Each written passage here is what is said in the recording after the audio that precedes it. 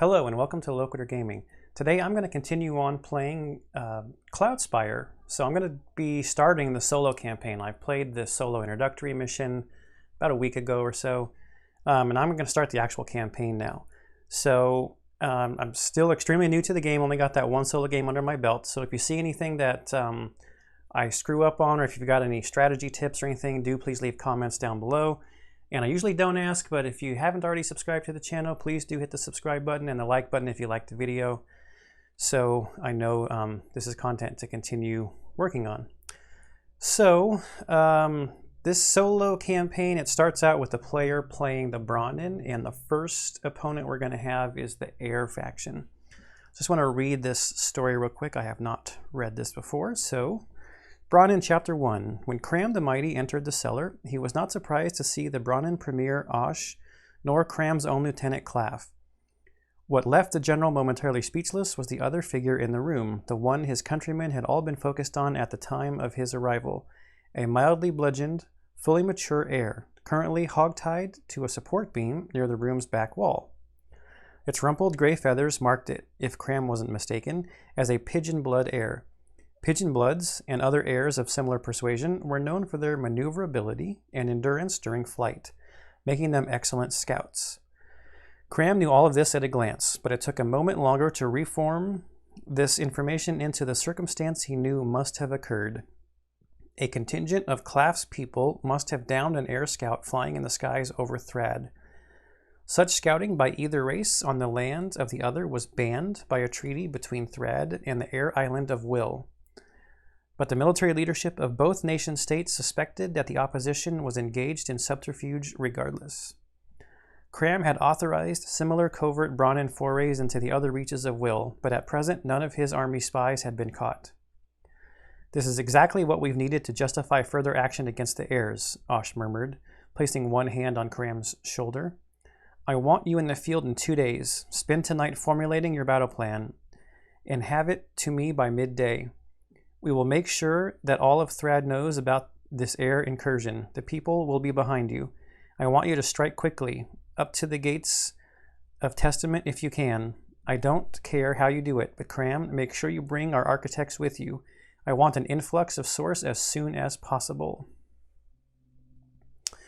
So we've got the map here. I've already set up the air start with 4 of these spires out here, and they've got Darb here, but Darb doesn't come out until wave 3, I think, because I did read through some of the stuff on here. We have to put out our starting swamp landmarks, so let me shuffle these a little bit. And we're supposed to put starting swamp landmarks on source wells closest to each gate. So let's take that one on this spot for me. And these source wells are already taken by spires at the setup. So it must be this one here. Throw that one out there. And we've only got one more source well, this one, I think. So we need to shuffle these swamp landmarks in with these other landmarks. And I'm just gonna take one at random. Okay, it ends up being that's not a ruin, is it? No, that's the ruins. I don't know what those are called. But it's not another swamp landmark. That I know. We do have a setup instruction here. Where's my D6? Here it is. So I rolled 2. Set up the spires as shown. Okay, so no change to how the spires get set up. So our objectives here: gain at least 1 objective to achieve victory. Gain 1 renown for each objective you complete. So we have to defeat all minaret spires at the end of wave 4. So right now there's 1 minaret spire out here. I think more can come out though. Yes, they do construct 1 at the end of wave, or during wave 4. All air spires are defeated at the end of wave 4. So I guess in order to get the second one, you have to achieve the first one also. The third objective is to defeat the fortress gate. If you do that, the scenario ends immediately. Okay. So we're looking to either make sure all the minarets are out and gone, all of the spires are gone as a secondary objective, and defeat the gate as the third objective. I lose if Cram is defeated. So Cram is already on the board with 5 health. Scenario rules. Cram the Mighty is the only hero the Brawnen may have in play. So we can't even buy any from the market. Darb remains at the fortress and is considered out of play until he's deployed in wave 3. The Brawnen mark is the gate. The Heir's mark is the Brawnen gate. But Darb's mark is Cram the Mighty. So he's going to chase Cram. His next mark is the opposing fortress gate, but I don't see how that would ever come into play because if Cram is dead, I lose. So I think he's always just going to chase Cram. And then there's some event die results. And we do have to roll the event die at the beginning of wave 1.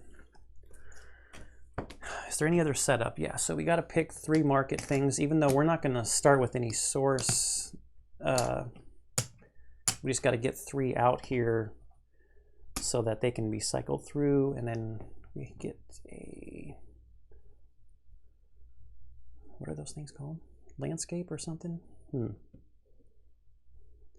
So the 3 that we won't have access to, the Stave of Van Vass, Magic Like Missile, Mini Harvester, looks like items, and Slingshot with air defense. Oh, that would have been a good spire to try to buy. What do I have that has air defense? I guess I have some, I have dispatches. They have range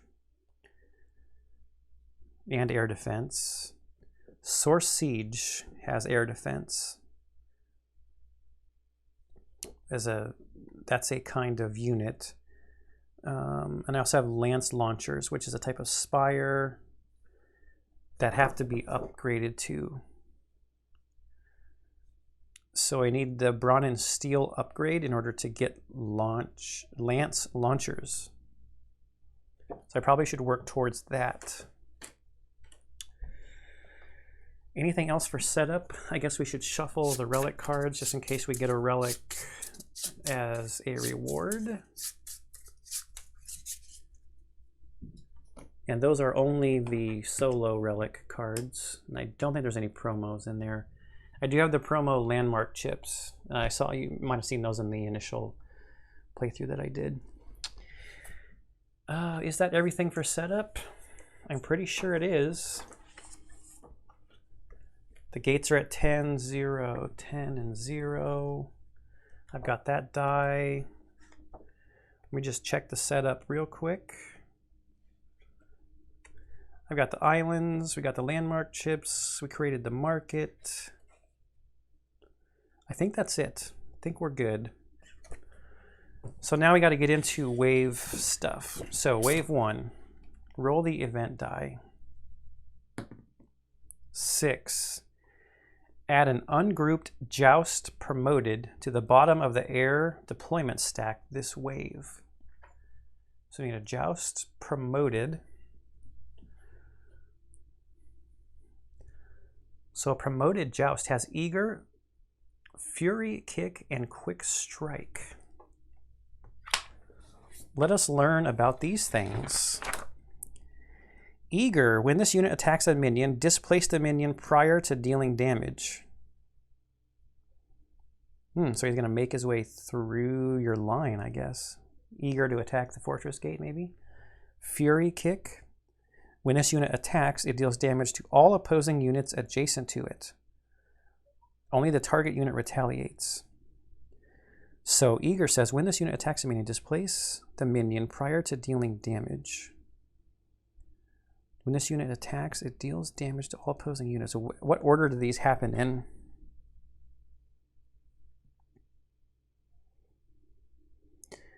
You probably do the attack and then you would deal damage, so I'm guessing Eager would happen before Fury Kick. I don't know. Quick Strike. This unit attacks prior to Spire's firing. Yeah, I knew that one. I guess I didn't need to look that one up. 4 health, 2 attack, and 3 movement. Okay, and they're gonna go on the bottom. Add an ungrouped joust to the bottom of the air deployment stack. So that's the first thing. Income phase. 0 source. Market phase as normal. I have no source, so I can't buy anything in the market. Build phase. I have no source, so I can't build anything. Prep phase. Player gets 5 CP, and the heirs are going to have 3 grouped Harriers. All promoted. So a promoted Harrier. 2/2/4 with Quick Strike and a 1 source reward.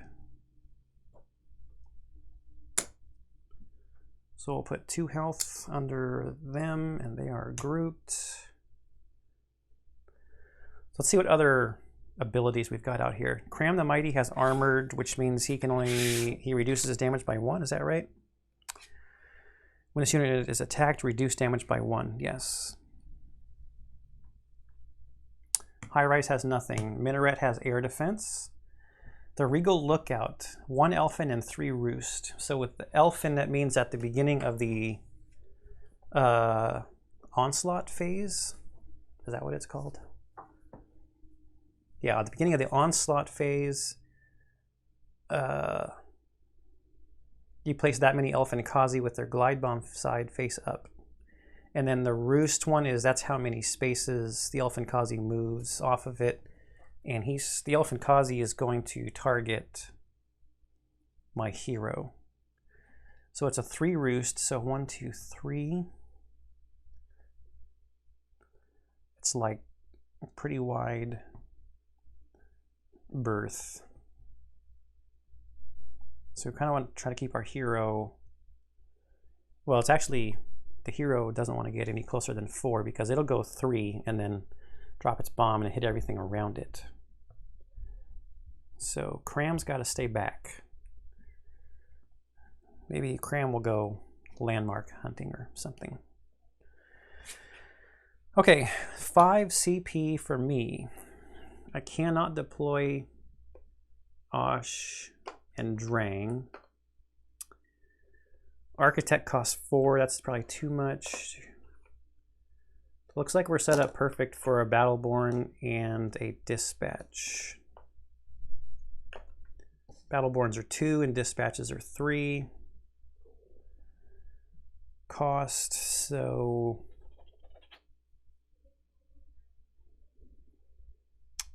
yeah, I think that's what we'll do. Just got to make sure they're not on their promoted side. So Battleborn 3 health, Dispatch 3 health. I like having a Dispatch in the back because with the range, he can hit somebody in front of the Battleborn. I think that's what we'll try. Who knows? Can't buy any of these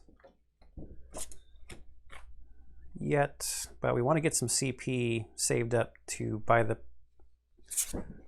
smelter thing, the Brawnen steel smelter. Okay, I think I'm ready to go. So select your units, prepare units into the deployment stack. We did that. Onslaught phase, start of turn. So we need an Elfin Kazi on its Glide Bomb side with 1 health. Chilling right here. Let's take a look at the keywords on the Elfin Kazi real quick. So flying, that one's pretty easy. Other than, do they displace, or are they the ones that they can get? Other units can displace flying. Okay. Precious, I think that one means that if they're left out on the board by themselves, then you just take them off. If Elfin Kazi are the only minion type in play, the wave ends. Remaining Elfin Kazi return to their barracks. Yes. Roost Roam means that they don't attack. Yeah, they stay there. If the unit has multiple hexes, you'll only use its movement to get adjacent to an opposing hero. And then Glide Bomb, I think, will tell us that it's like 2 damage in an AoE kind of thing. After this unit uses Roost Roam to move, it is defeated. It deals 2 damage to all adjacent units, fortress gates, and spires. So if it looks like you can set it up, that can help do some damage to not only your hero, but a opposing spire. And there is a lot of health on this minaret here. 1, 2, 3, 4, 5 of these fortification tokens, 2 range and 2 attack. So each of these has to be 2 damage to get through. And then we've got to do 4 more in multiple attacks, because you can only take 1 off per attack. So this minaret has a lot of health and a lot of range, so it can hit here, here. This one here's got 2 range and an attack, so it can hit all the way up here. And this one here has 2 range. So we're going to be under fire from these spires, our minions will, for a decent portion of the map to start out with. I think that's it. Who's first in this round? Wave 1 is the Brawnen. That's us. Campfire mode does not trigger. Limited build options. I have no source, so movement. Battleborn moves 2. Dispatch moves 2, but he's blocked by the Battleborn. And I'm not going to move Cram. I want to check out this landmark here first. Spires fire. We are just barely out of range from Spires firing. Exploration. Let's check it out. Bounty Hunter with Fair Fight. Fair Fight says this unit's attack stat is equal to that of the unit it is attacking or retaliating against. Okay. So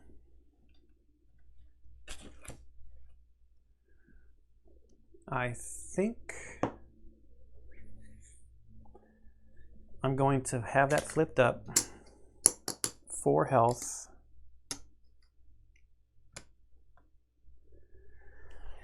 Since our Battleborn is our tank in the front. Okay, so now we go to attacks, right? Okay, so I'm going to have the dispatch attack first, I think. Is that true? No, that's not true. Cram's going to be staying back, so I'm going to have, well, but I want Cram to get the upgrade. Yes, I want Cram to get the upgrade, so I want Cram to take him out. Okay, so Dispatch will attack the Bounty Hunter first for 1 damage, and will be retaliated for 1 because it's an equal stat, right? Battleborn does 1 damage. Bounty Hunter has already retaliated. And then Cram's got 2. So it takes it out. That's 3 source reward. 1, 2, 3.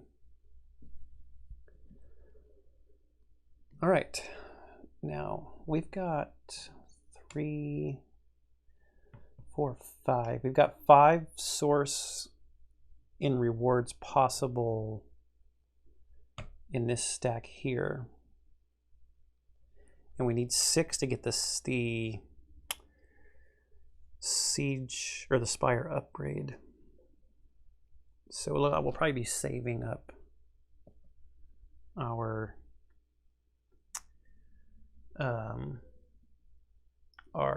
source. I'm going to try something, see how this works. Sorry for reaching off camera. Let's see how this goes. I'm going to put, so you guys can see. Maybe that doesn't make it very clear what's on top. 10 and the 10. Maybe that blends in too much. We'll try it out. And I didn't keep track of this very well last time, but I'll try more of this so you guys can see what the source. Maybe it's better if it's not on the dial.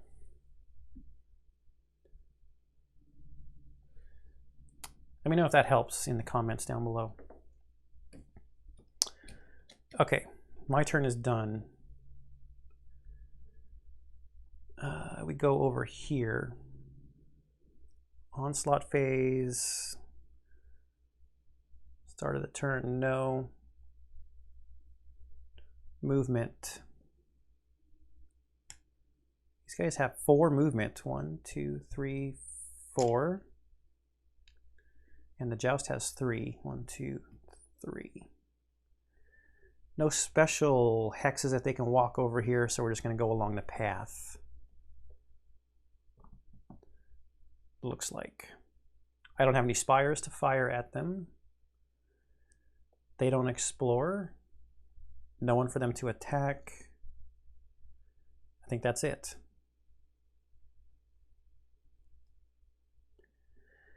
Now back to me.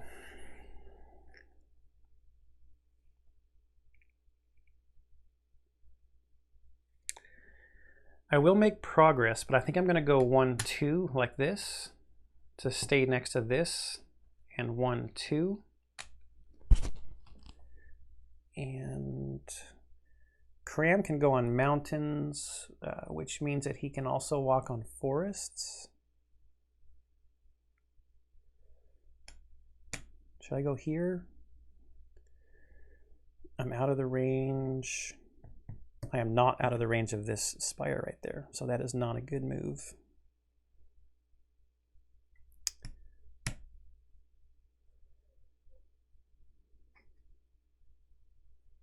And I'm pretty sure both of these were legal because the dispatch was here, so now he's 1 closer. He made some progress, and the Battleborn also used all of his movement and made progress by going 1, 2. I don't know if that helps Cram to go. Oh, I totally forgot to do Cram's upgrade. He's going to get an attack.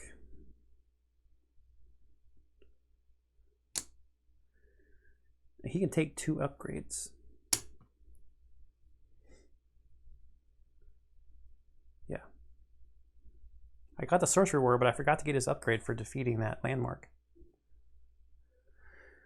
Okay. Now, Spires firing. This Spire here first, I guess. Because it has a range of 3. It's going to roll 2 dice on my Battleborn.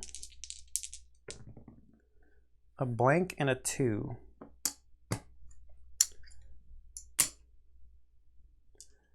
This is rough.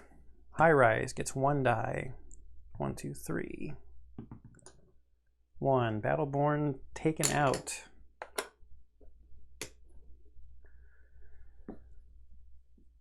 Okay, so that was Spires firing. Now we're going to explore here. Gateport with Rift Walk and Overload. I don't know if I'm going to be exposing this yet. I'm just going to leave it up for a second. Rift Walk. Units may move onto this chip as if it were a path hex. Units that move onto this chip are teleported to another chip with Rift Walk of the controlling faction's choice, if able. If the destination chip is currently occupied by another unit or group of units, those units are defeated. Defeated opposing grouped units this way grants the reward for only the top unit. Overload. On your turn, if you have a unit adjacent to this landmark, you can spend 6 source to discard this landmark and gain its reward. And its reward is a relic? Yes. I don't know if 6 source is worth a relic.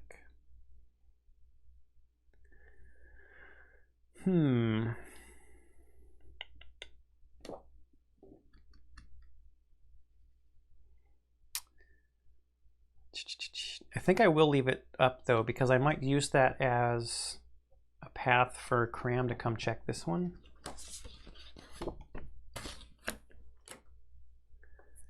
Okay, so there's no one to attack. We go back to the heirs. So movement 1, 2, 3, 4, 2, 3.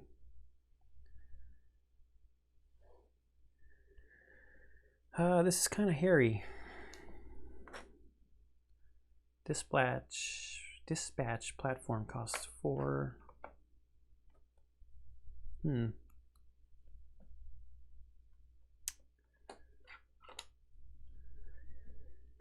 Yes, this is looking pretty bad. Although Cram can take out the Harriers one by one, my gate's probably just gonna have to take some damage.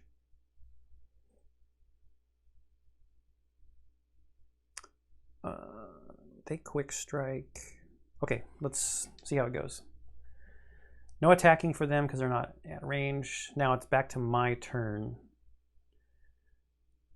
Limited build option I can't afford. I could afford a drilling outpost. Drilling outpost has mining, but I think that helps me in the future.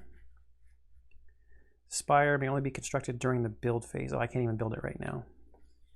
I could turn it in for 6 source.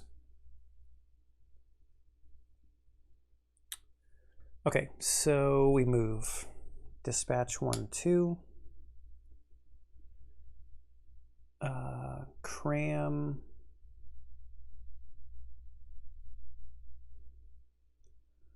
One, 2. He's gonna get shot by this thing.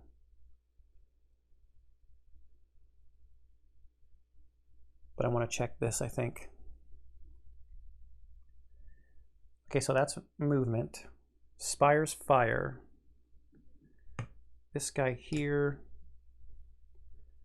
His Spire priority.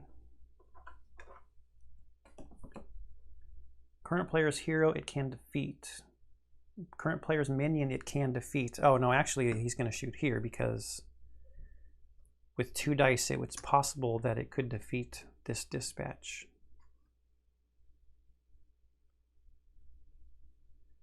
So Cram might not even get shot. Darn it, I was hoping to try to take the heat off of the dispatch so he might survive. Shoot. So the minaret on the dispatch, yeah, he's just dead. They didn't get to do anything. And now this one's out of range, so Cram doesn't even get hit. Okay, exploration, let's check this one. Source Peddler, 5 health. Oh, excuse me. 2 damage, 2 movement,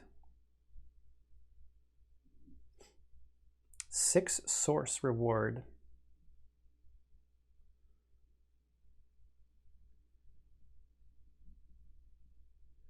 I will do 3. It would do 2 back to me. But Cram doesn't have to attack.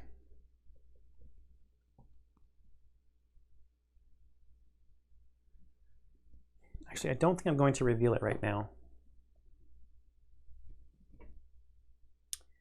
And then attack is nothing. So that's my turn done. 1, 2, 3, 4.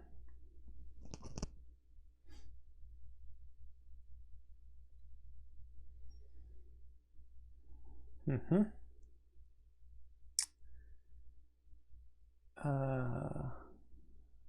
1, 2, 3.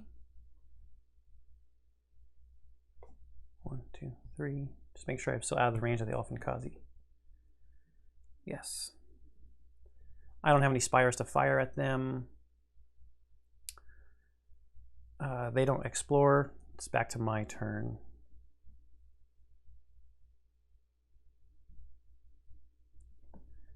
I think I'm going to have Cram move there.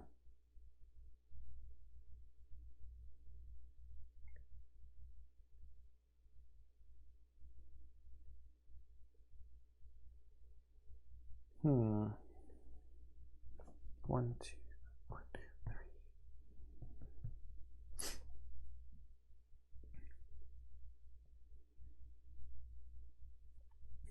3. Okay, we'll stay there.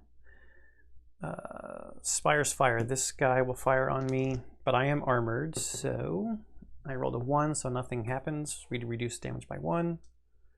Out of range of this one. Then nothing to explore, and cram attacks. So it takes off the top one for 1 source.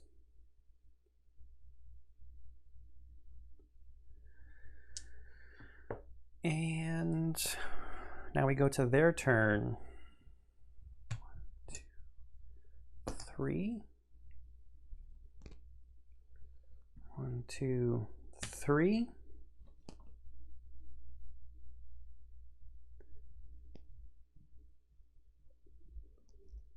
Okay. I think that's it. I don't have any spires to fire. Nothing to explore, and then they attack. So Harrier's going to attack for 2. Takes me down to 8. I'm just tracking with the dial also in case that gets knocked around. 1 Harrier life off from retaliating from the gate. Oh, the Joust actually should have attacked before we got to the Spire's fire part because it has quick strike. So with 2, it would actually do 1 damage to Cram. Then Cram does 3 on retaliate.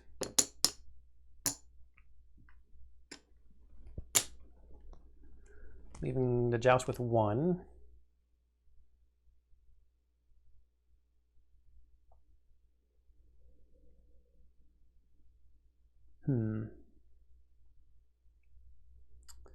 Then it goes to my turn. If I do a limited build option, 4, 5, 6, 7, 8, I can't spend 2 unless I'm just not going to upgrade. This is actually kind of bad because I wanted to build on that spot. And it's going to cost me 6 source in order to do that. I could bring an architect out next turn.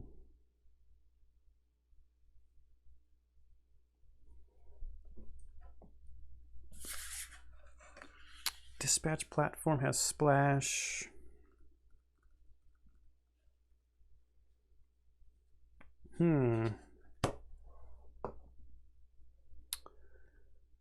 Do I build a dispatch platform?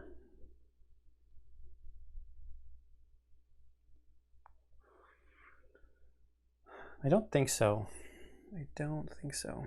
All right, so no limited build option. Am I going to move?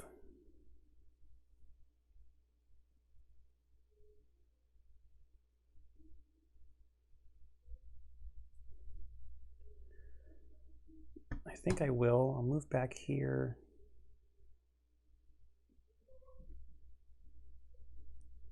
So no spires will be firing.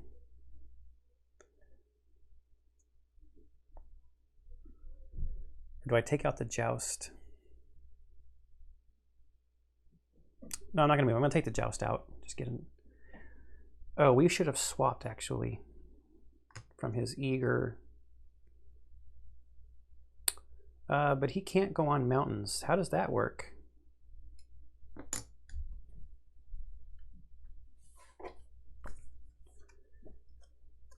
I don't think he does. I don't think he displaces if he can't go on the spot. Displace the minion prior to dealing damage.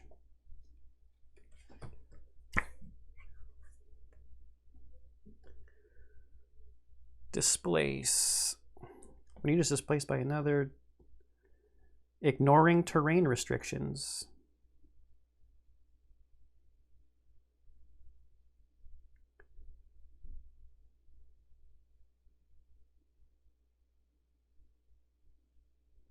So you ignore terrain restrictions.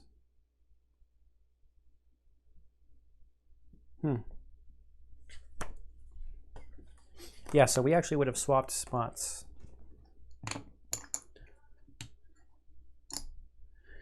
So I do want to move to get away from getting shot by both of these spires.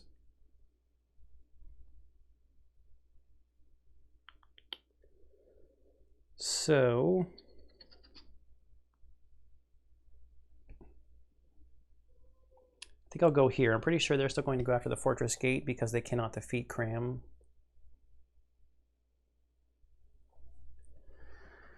So I'll move there. The spires can't fire at anybody. No exploration, and we get to attack. I will attack the joust, and it's a 2-source reward.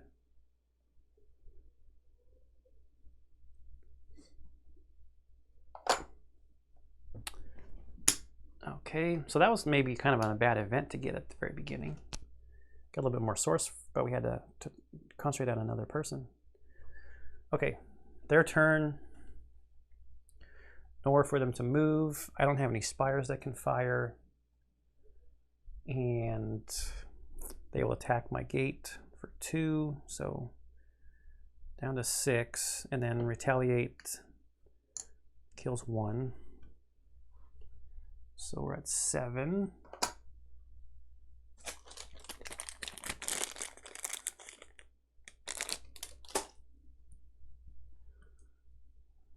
And this last one now has 2 health. Back to me. I want to get Cram out of the way, so we'll go over here. And then attack, taking out the Harrier. And another source, so we're at 8.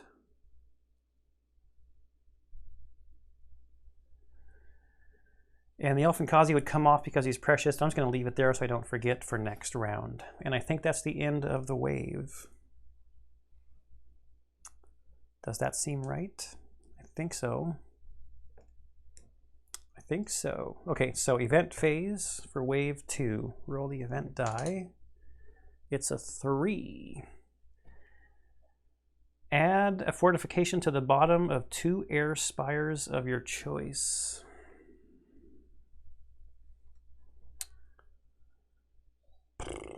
Well, not the minaret. So go with the high rise back there. Wow.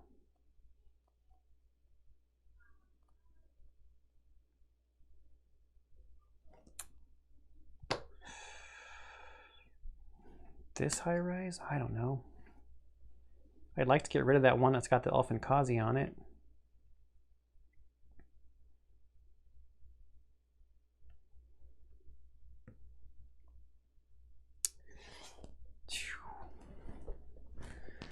Income phase, 0 source. Market, oh, end of the round I should have wiped this. I got a new market. So we've got the Convict, Nomad, and Plaguebringer Spire. So the Plaguebringer Spire has poison.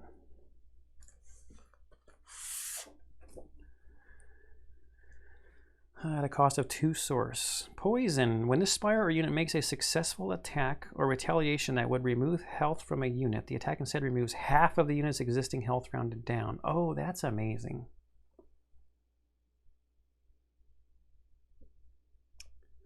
I remember that from the Cloudspire, I think, had that. It doesn't have any range on it right now, though. Okay, the Nomad also costs 2 source and can walk on forests. Can move 4. Doesn't have anything written on it. The Convict is battle hardened. When this unit is attacked by a spire, reduce the damage dealt by 2. Ooh, but he costs 3.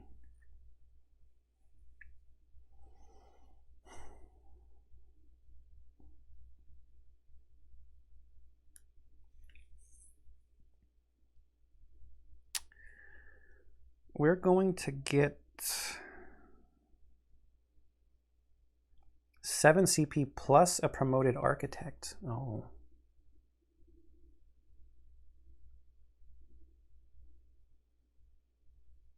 Plus a promoted architect. Wow.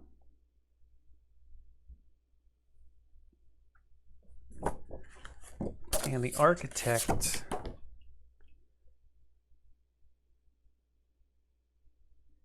can either build a dispatch platform or promote a dispatch platform to a siege tower.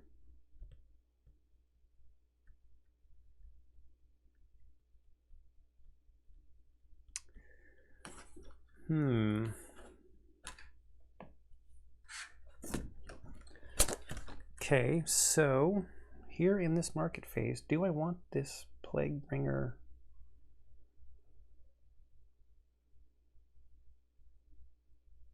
Do I want this plague bringer tower for 2 source?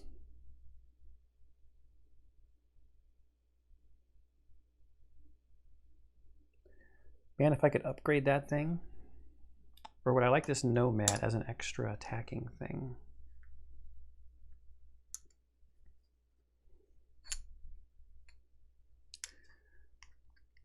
Depends on if I'm going to spend my 6 source on the upgrade. This really sucks. I would have preferred this to have been something I could defeat instead of it costing me 6 source to get rid of it.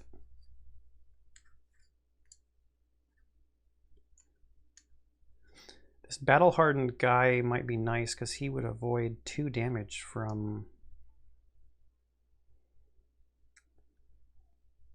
spires.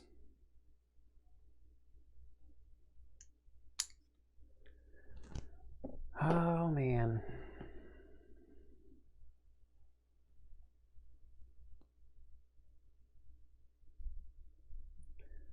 I think I am going to buy this nomad. For 2.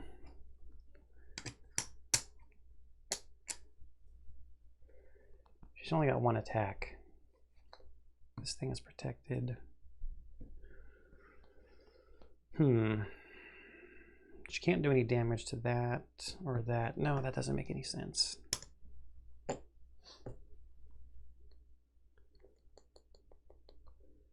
think I need to save my source. Try to get rid of this thing.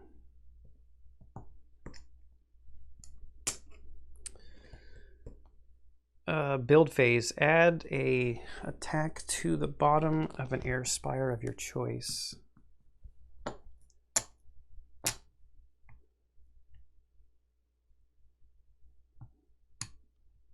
I guess that one. And for me, build phase.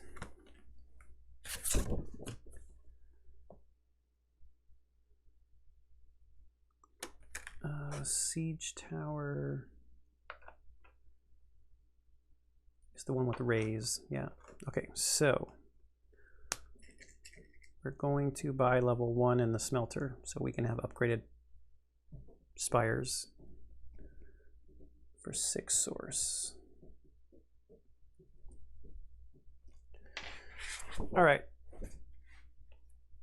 Now let's get them ready. So we've got a group on the bottom with a joust, an unpromoted joust this time, and a promoted harrier on the bottom. Okay, so the joust has 3 health. And then 2 promoted harriers at the top of the stack.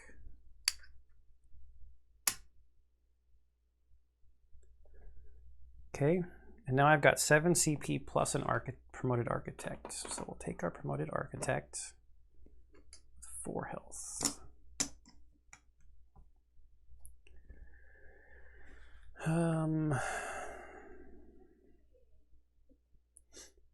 7 CP.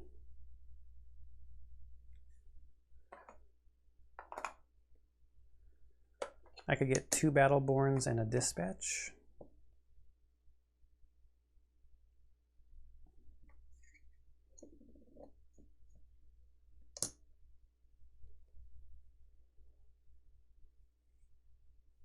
Do I need air defense? I don't really need air defense yet.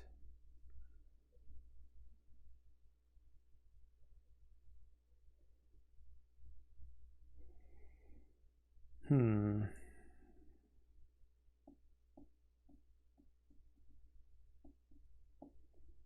Battleborns in a dispatch. Forsaken has Assault, which knocks attack chips off of spires, right?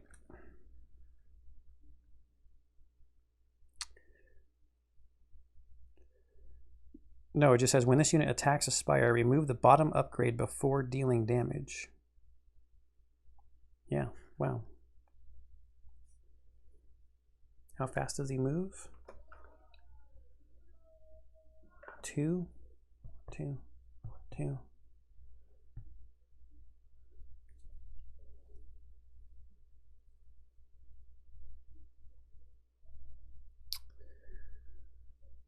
Then he would have to move 1, 2.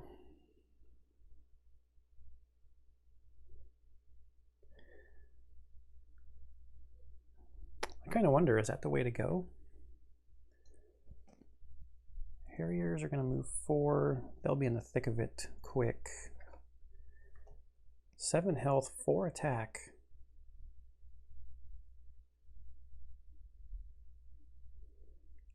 Neglected, stubborn, and unruly. There's a bunch of other keywords on here. If Forsaken are the only minion type in play, the wave ends. The Forsaken stay in play. Unit cannot be grouped or use Rift Walk. Okay, unruly. Before the unit's movement each turn, roll the Forsaken die and apply the result to this unit.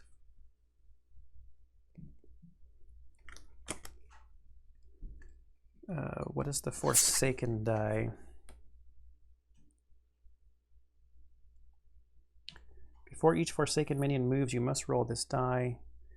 The unit would not, it's a chance it might not be able to move or attack. No. Not doing that.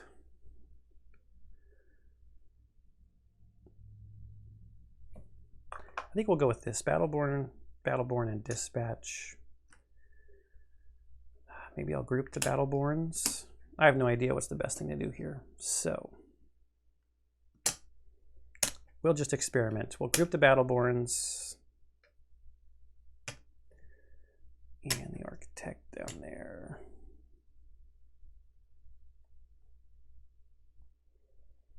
Just like that. Okay, I think that's it. And they're probably first this time, right? Wave 2 is the heirs. Yes. 1, 2, 3, 4. 1, 2. Unpromoted Joust is slower. I don't have any spires to fire. They don't explore. No one's in range to attack. My turn. I'm actually going to move Cram the Mighty first before the minions to get on this side. Then the group of Battleborns to dispatch are blocked by the Battleborns, and then the Architect is there. I really wish I could get rid of that.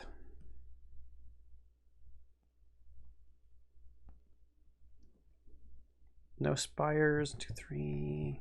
No spires to fire.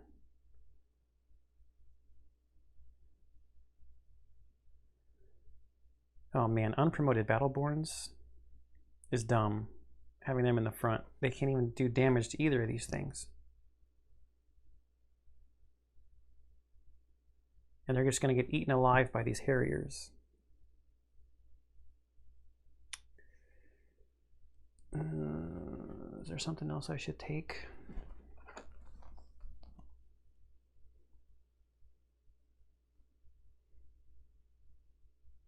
I'm going to switch it. I'm going to take an Aegis instead of 2 Battleborn. At least he can do damage. Still 2 movement, shouldn't change anything else. Yeah, I think I'll stick with that. Okay. Pretty soon I'll be too far into the turn to even change anything. Okay, 1, 2, 3, 4. 1, 2. I have no spires, nothing for them to attack. Back to my turn.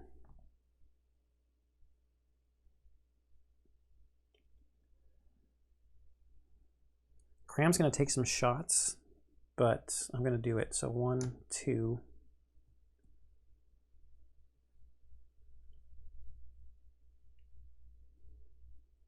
Yeah, okay. 1, 2.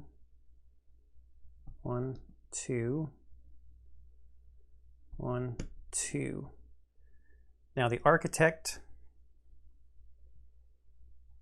is going to use his ability and switch, because he starts out as promoted, and build a dispatch platform right there. And we will go range attack, just like that.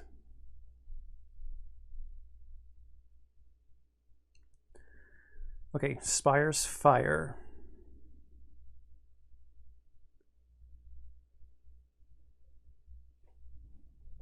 This guy, because this is armored, he actually cannot defeat the Aegis. So I guess he shoots at... Oh, actually he's going to shoot at the dispatch, because there's a chance, if he rolled 2 2s, he could take out the dispatch.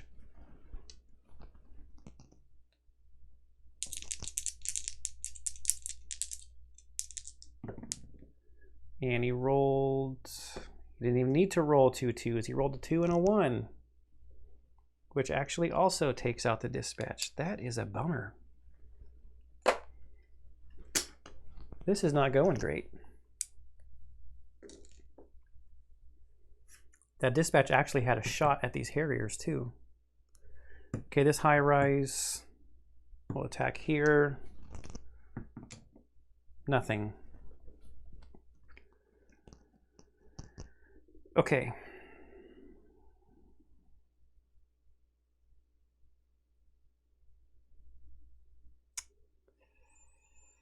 So I get to attack now. Oh no, exploration. I'm going to turn this over. 3, 4, 5 health. I want that 6 CP. And that open source well, I think. Okay, so now attacking. Cram with his upgrade does 3 damage and takes only 1 back from the retaliate because he's armored.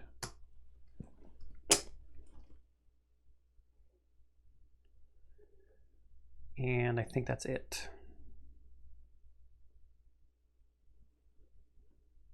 Their turn.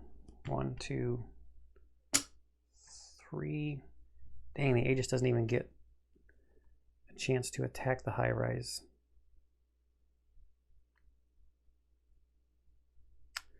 Bummer. Joust. 1, 2. My spires are 1 range away.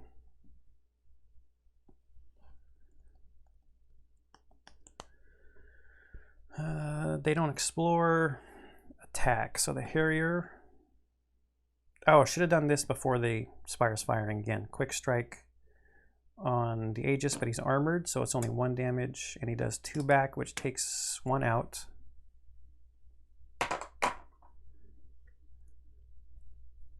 And that's a source.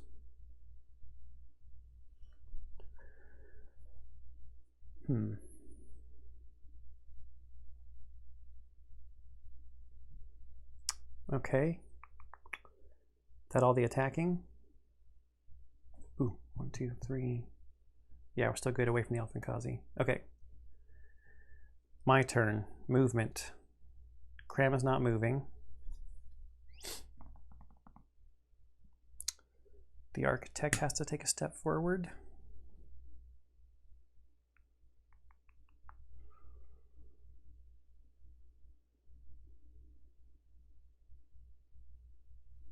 Now, Spire's fire.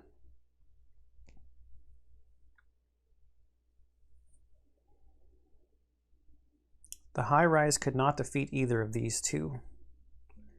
So I get to choose here. Because he's armored, it can only do 1 damage possible, and it can, so yeah, so I get to choose. I think I want it to go after the Aegis, because this thing is going to hammer the Architect, and I don't want the Architect to die. So high rise on the Aegis is 1, but the armored blocks it, so no damage. Now the Minaret with 2 dice could technically take out both of them.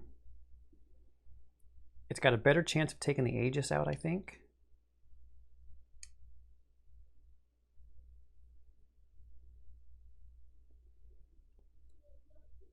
So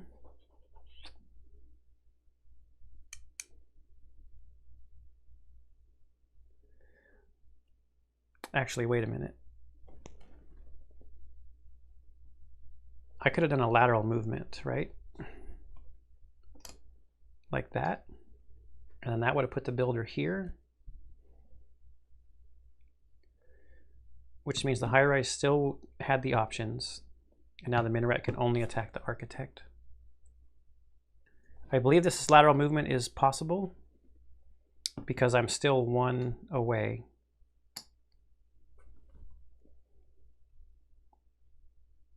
Yes. I think that's okay. Okay, Minaret on the Architect. Because it has a chance it could take it out. That's why it's not going to go after Cram. And it does 2 damage.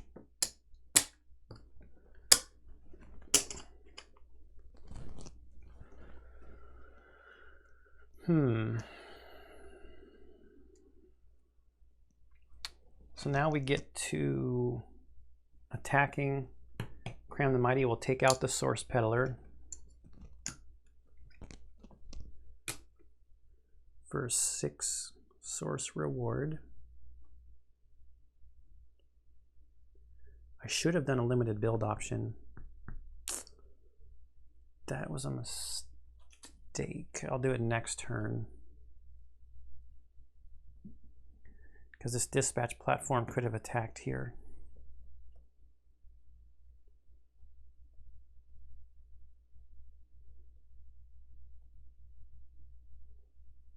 So now attacking. So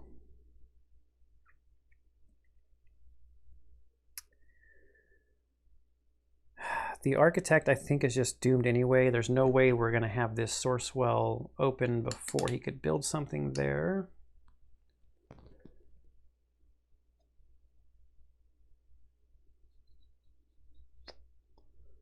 So the question is, do I take out the Harrier?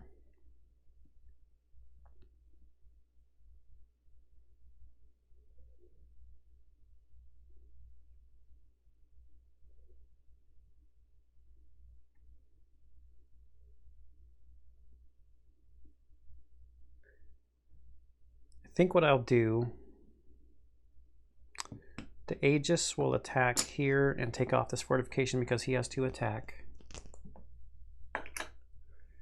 Architect will do a damage here and then get retaliated against, just be gone. So I did not get the benefit of his second build.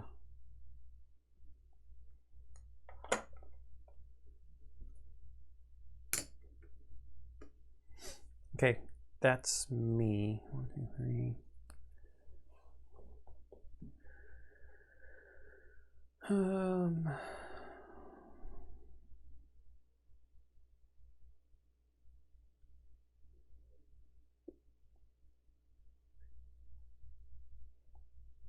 So here's an interesting question. What does it cost to build? Man, the sticker on this chip is not on very good. They cost 6 source to build a siege tower.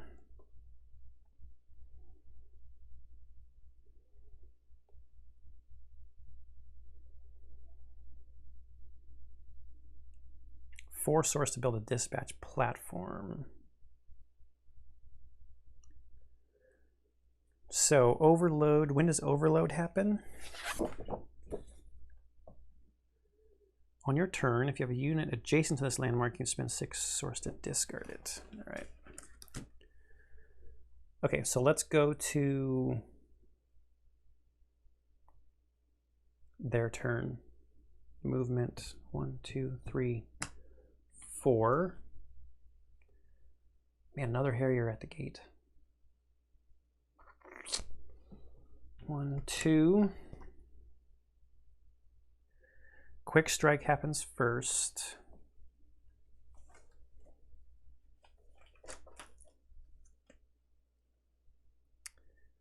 Attacks prior to Spire's firing. Yep, quick strike happens first. So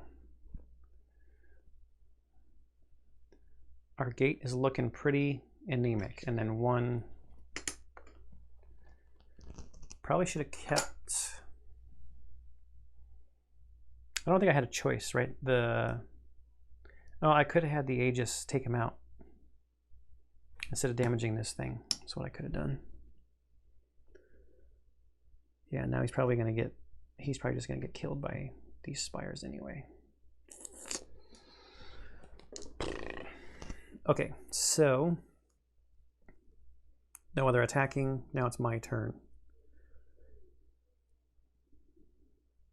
I'm on the spot where I want to do a limited build action though.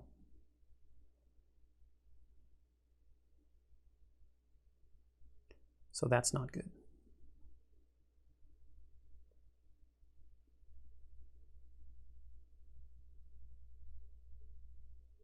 Guess I got to go to movement. I could go 1, 2, right? Still highly likely that I'm just going to get killed.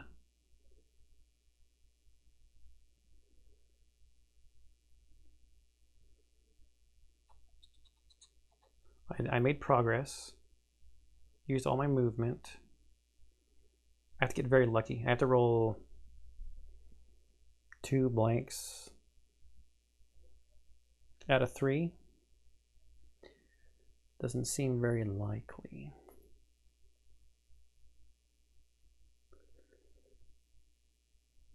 And this thing will not target Cram, so Cram is just going to move here.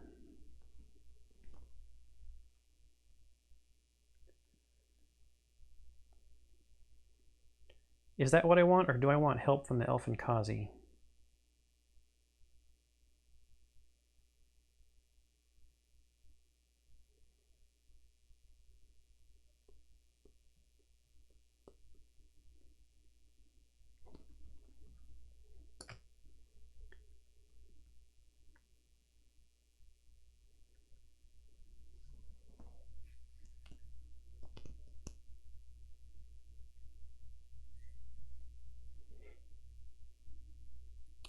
There, that won't actually help on damaging the spires.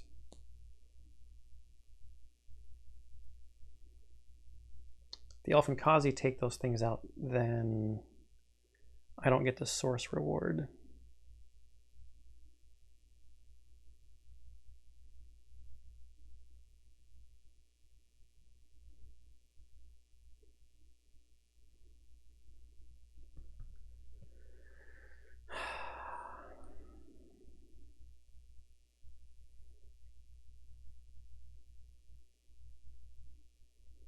Could be a little dangerous having Cram take an Elfin Kazi hit, but it would only be 1 damage because he's armored. I should have upgraded Cram when I took the Source Peddler out. So we will take a hit point for Cram.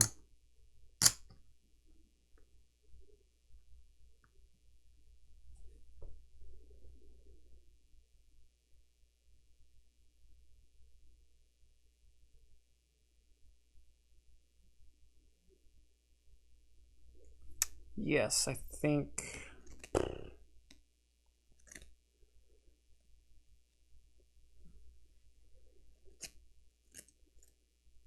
I think that's where I will move. I'm going to spin the 6 source on doing this, because it doesn't say when I have to do it, right?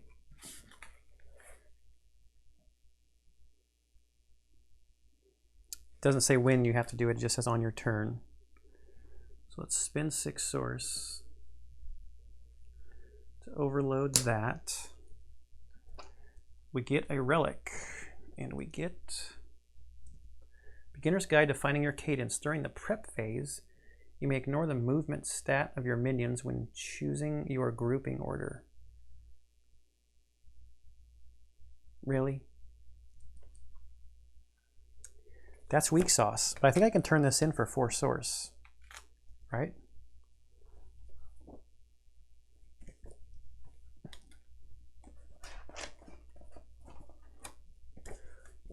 Artifacts.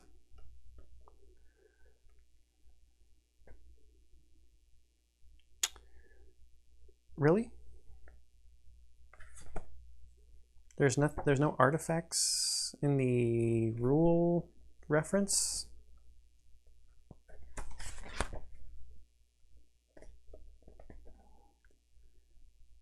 It goes from attack to barracks.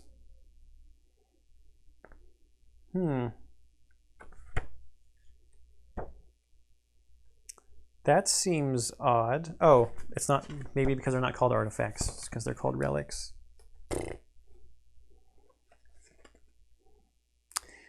When a relic is acquired, the player must immediately choose whether to keep it or to sell it, gaining 4 source. Guess what's happening? Sold for 4. So from 3 to 7.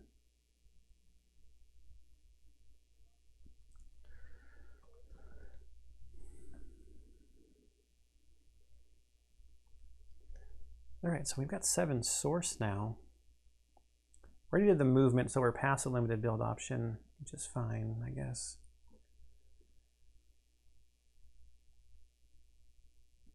Seven.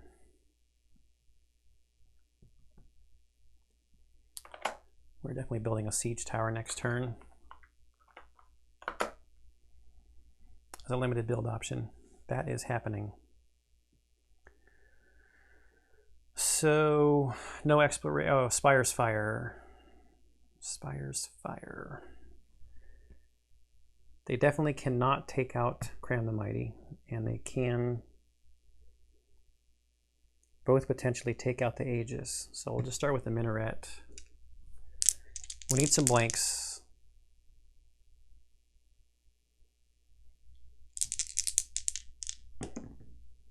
Got 1 blank, and hey, a 1, so he blocked it with his armored. High rise.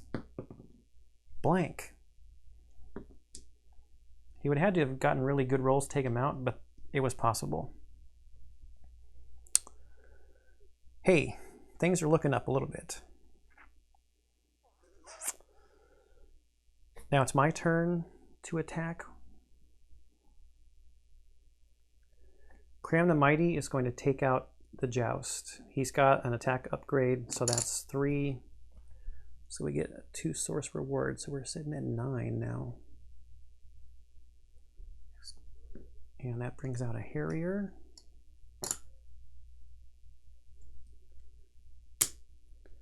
We gotta get Cram moved because we're about to be in a campfire mode if that Harrier dies. The Aegis will take off a range.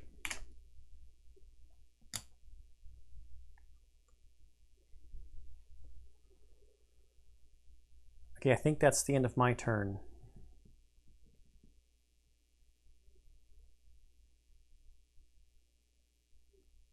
We go to their turn. Movement.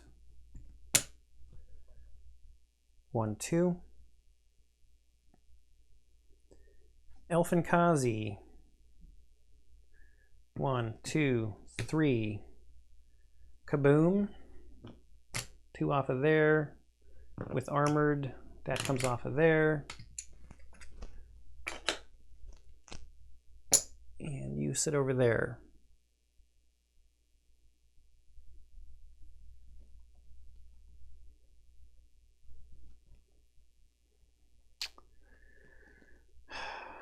before Spires fire, we've got a quick strike, an attack of 2. So 1 comes off. Oh no, Cram's going into campfire mode. So he's stuck there because this Harrier is gone from the retaliate. Takes us to 10 source.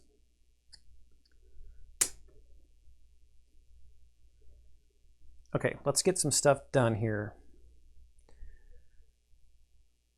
Our turn. Cram is in campfire mode.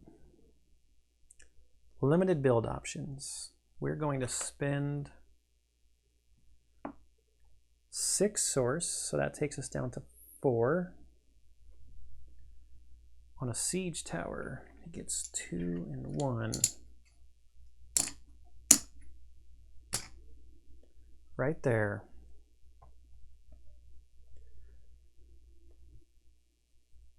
So that's 1 limited build option.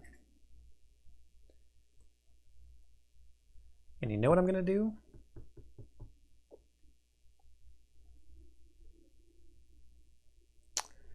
Actually, 4 source. What can I buy with 4 source? Battleborn minions are promoted.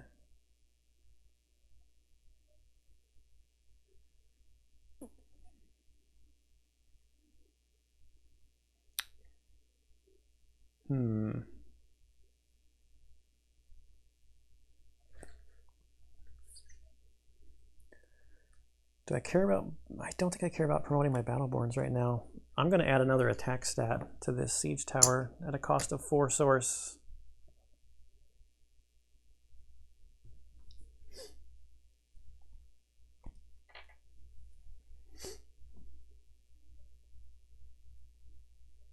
Now raise, I think, happens at the beginning of the turn, so I don't think I get to do it this turn. The start of your turn, a spire may attack a spire or fortress gate within its range. Yeah. So guess who's in the range now? That would be you. Okay, we get to movement. 1,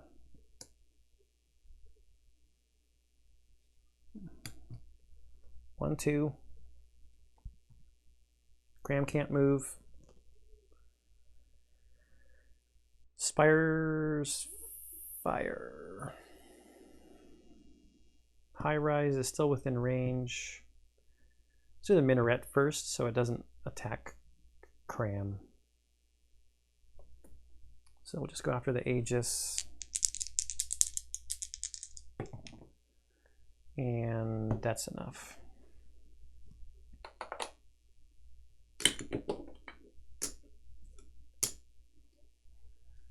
Okay, I believe that is the end of the wave.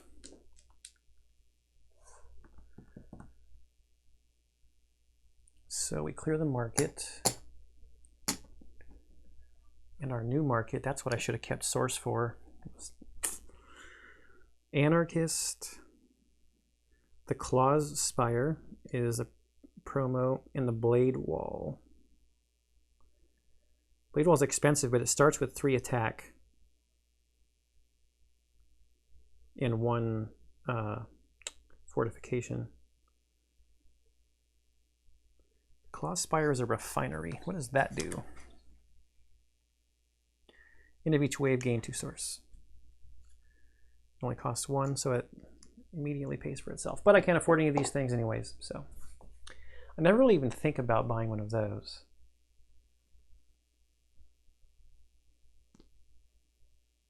Just don't know. Like, I guess if you wanted to plop up a source well somewhere. The objectives are looking a little rough right now. Okay, roll the event die. Uh-oh. Add an attack to Darb. Darb's coming in with 3 attack. Okay. 0 source income. As normal market phase. As normal build phase. I have no source anyway. Darb goes on the bottom. And we've got Promoted Joust, grouped with 2 Promoted Harriers. 1, 2, 3, 4. And then a lone Promoted Harrier on top.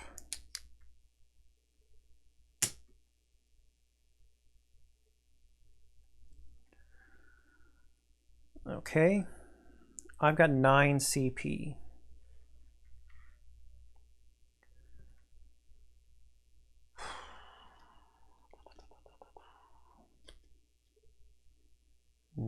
CP.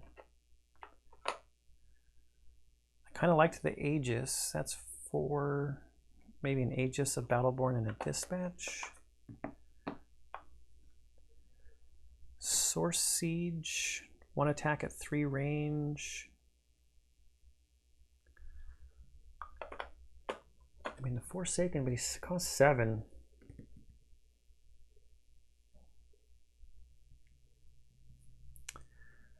I think this is the way to go.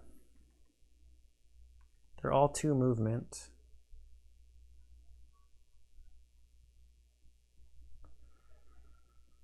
I think I gotta put the Aegis in front to try to do some damage to this thing. Oh, wait, the upgrades are gone.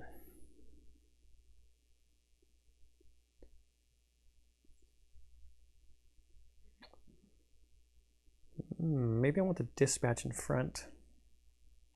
Darb's going to be out here too.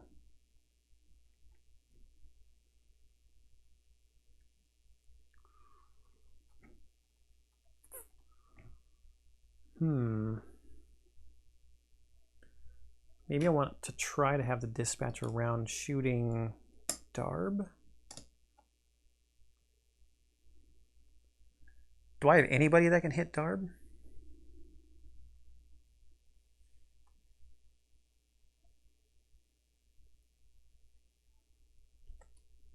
I think I can retaliate, I just can't attack, right? Boy. That's not good.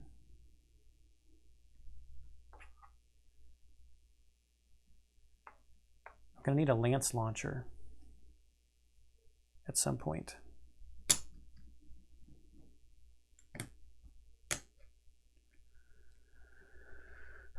Or more dispatches. What do I have? 9 CP? 3 dispatches? How much health does Darb have? 1, 2, 3, 4, 5. But he's also got that dodge ability.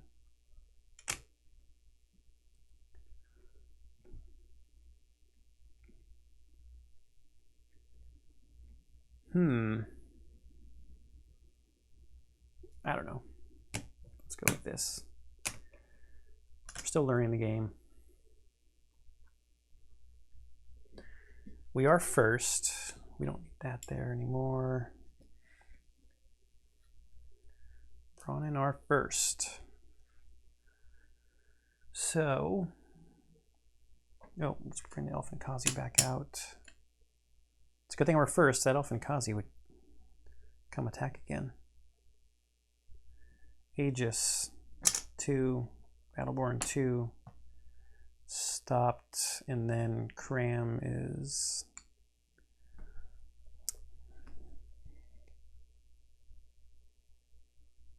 Oh wait, I forgot. Siege Tower first with Raise. The whole reason I did that. He's got 2 attack upgrades on him. It's enough to take off a fortification.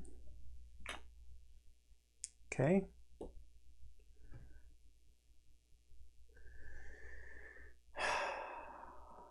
Do I risk? Do I risk it? 1, 2, 3, 4. Promoted guy's got an attack of 2.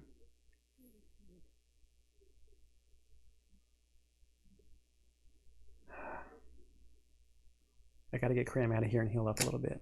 1, 2. Can't lose Cram.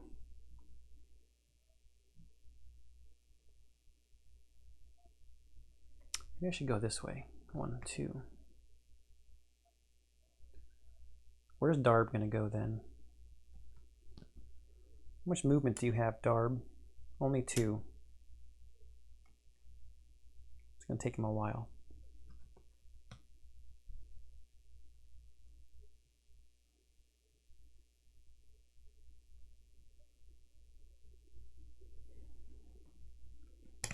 We'll go there. I don't know if this was the right thing to do. Probably not.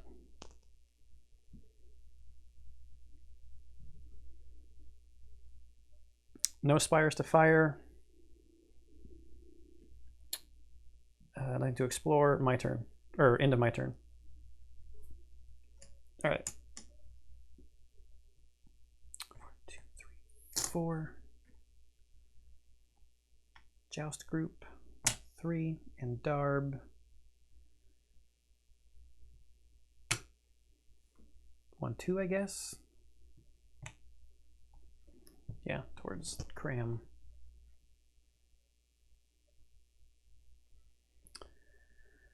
No spires out of range.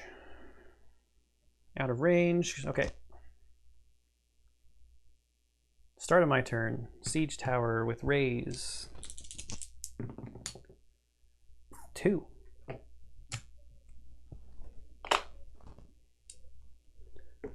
That's working out. Okay. Movement.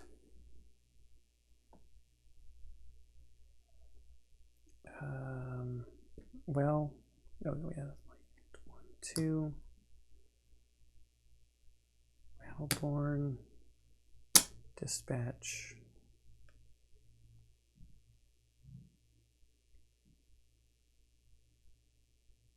I think that's it. Spires fire. High rise.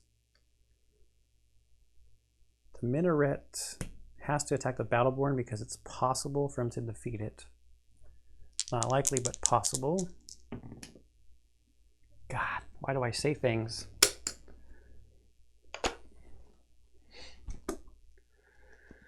And the high rise on the Aegis is blocked by the armor.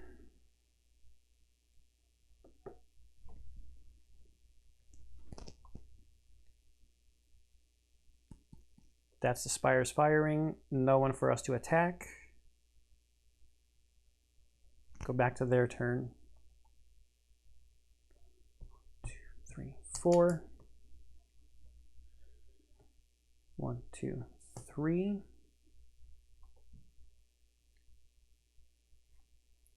Darb 1, 2.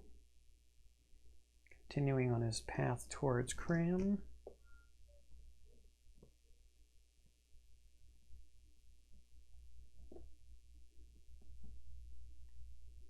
I believe that is it. For movement anyway. Now spires fire. Now I have this siege tower.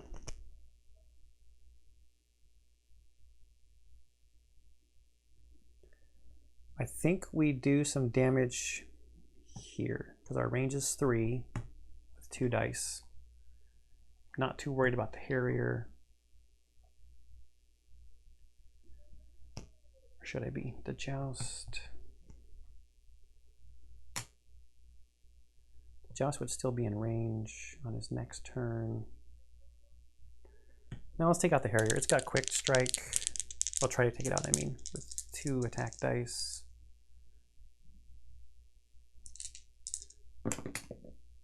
Only does 1 damage.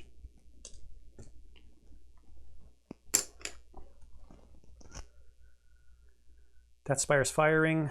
No one can do any attacking into the turn. So now it's my turn. Start of the turn, siege tower, minaret. It's enough to take off a fortification.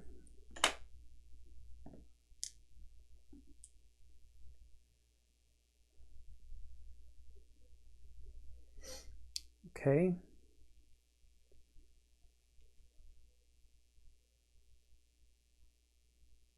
Movement, I guess. We're gonna go 1, 2. We made progress, used our movement. 1, 2. Cram. Oh, did he not move last time? I forgot. He's not going to move or attack this turn, so I know for sure he's going to get a health back this turn. And he's not going to move next turn either, so he'll be back at max health anyway, so I think we're fine with that.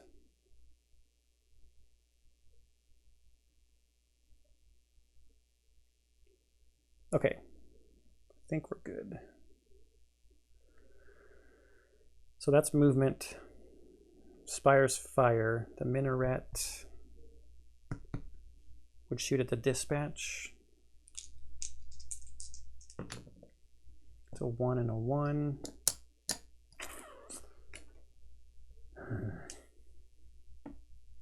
High rise on the Aegis.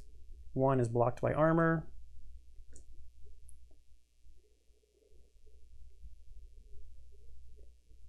So that's Spire's firing. Now we're going to attack.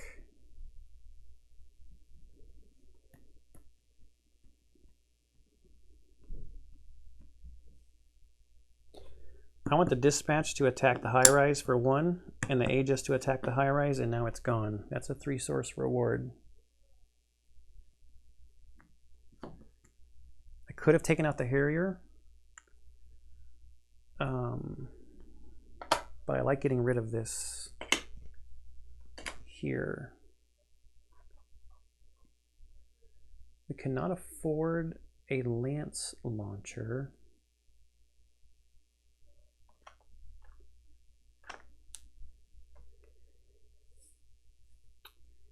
Here. If we get some more source, we could afford it in the future.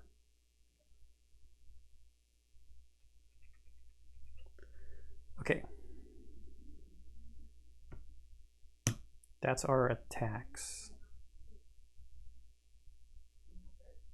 Movement for these guys. 1, 2, 3. Darb.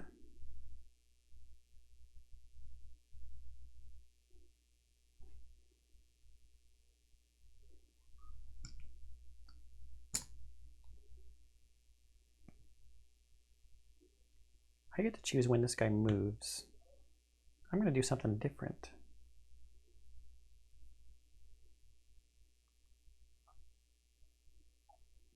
Or am I? I don't know. Do flying people get retaliated against? Is flying in here?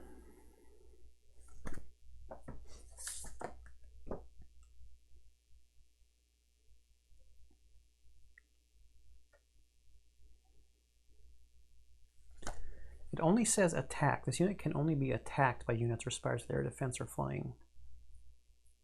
It doesn't say they can't retaliate unless we look in retaliation.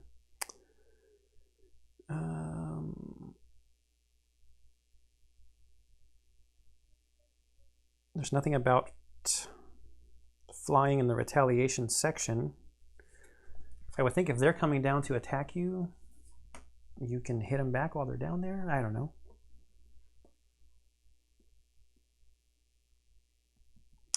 So what I was thinking about is if I choose to move Darb before them, Darb could go like here. He would hit the Aegis for 2, and then the Aegis would hit him back for 2. And that would slow these guys down. That would put Darb in a position where the dispatch could attack him also. That's what I'm going to do. I'm going to slow these guys down.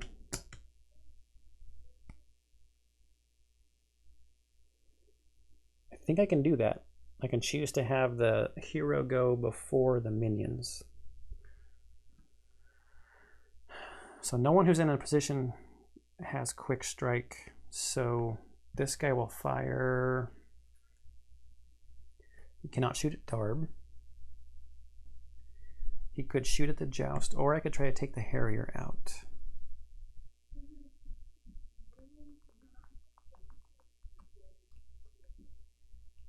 Let's shoot at the joust. Maybe I'll have the dispatch take the Harrier out. Okay, 2 dice at this joust stack. It's again 1 damage. Okay, that's Spire's firing. Now attack. Darb has an attack of 3. I block 1, so the Aegis takes 2, and then retaliates for 2 on Darb.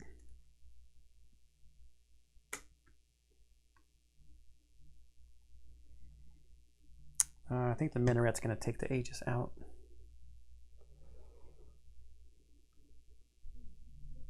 That's the end of their turn. Start of my turn. We use Raise on the Minaret. Ah, darn. We didn't take out the fortification. Only rolled 1. Okay, movement.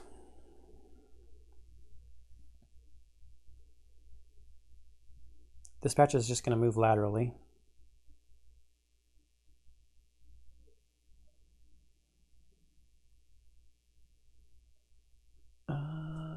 Dispatch platform.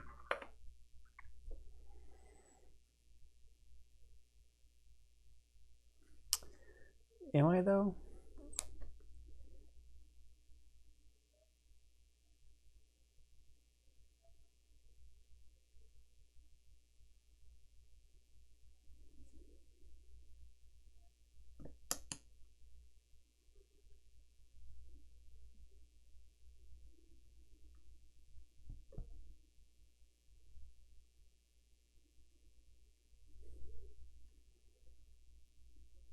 Maybe Cram is going to have to move next turn.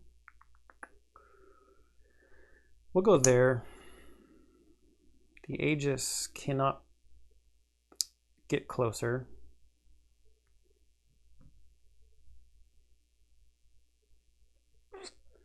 So he stays there. Spire's fire. Yeah, and he takes out the Aegis.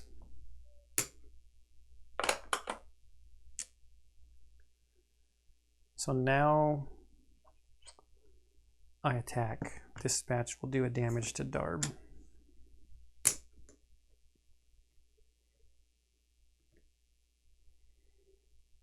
That's the end of my turn. Cram didn't move. So now Cram is full.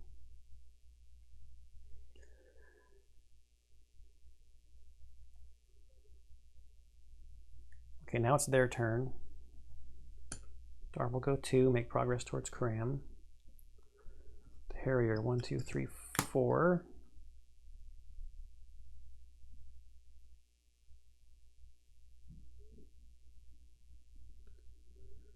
Joust.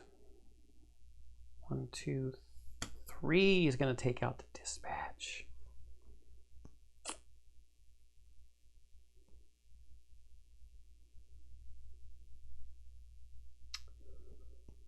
Okay, yeah, because they have quick strike, so they go first.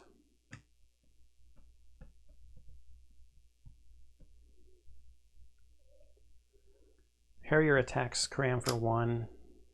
Cram retaliates with the quick strike. It takes me to 4 source.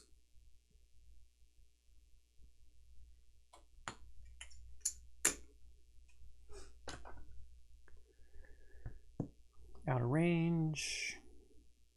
Oh, this guy has a quick strike with 2 attack, takes out the Dispatch.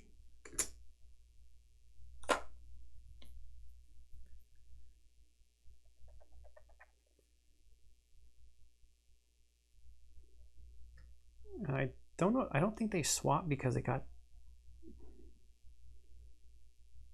Is it before they do damage? I think it's before they do damage. Eager.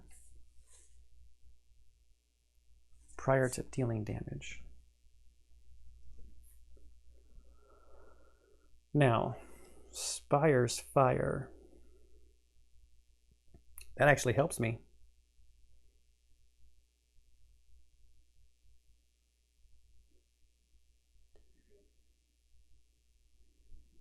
I cannot shoot at Darb.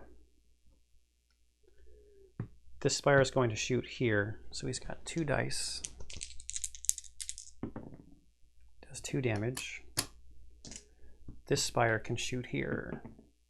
1 damage. Okay, that's a dead joust. For 2 more source, that takes me to 6. That's good. That's really good. Now there's 2 Harriers there. Cannot let those Harriers get at my gate. 2 attacks from Harriers and the gate is dead. So that is not good.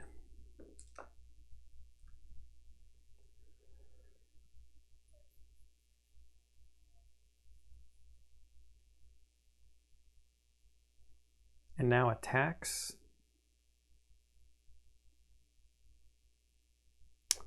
This is a bummer. I should have moved Darb right there.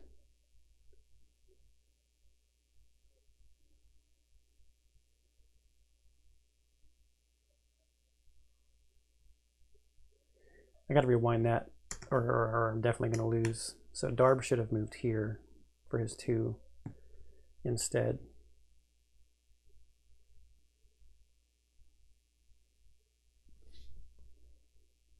But then he would have been blocking somebody.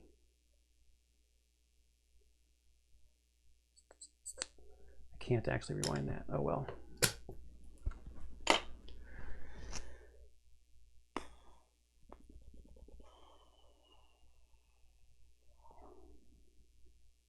Okay, so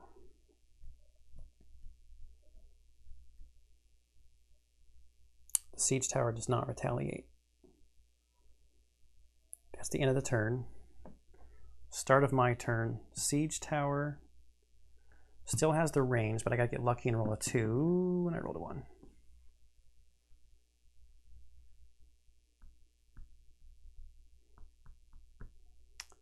Movement.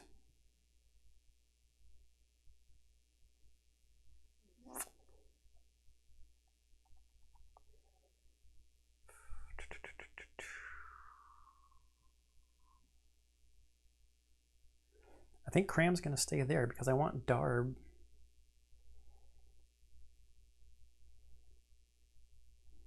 To come here and block the path, and I'll just keep shooting at him from the dispatch platform. Oh, limited build option. Before I do movement.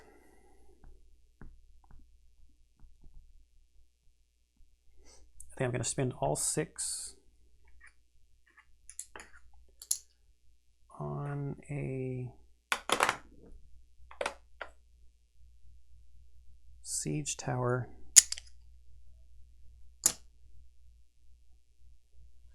Right there.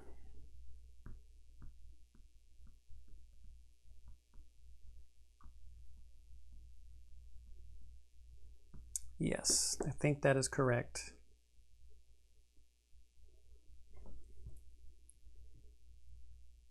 And now no movement.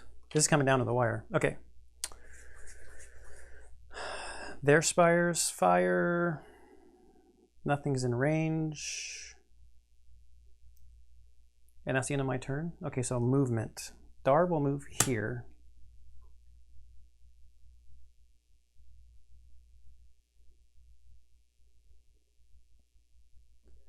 Harriers get blocked by Darb.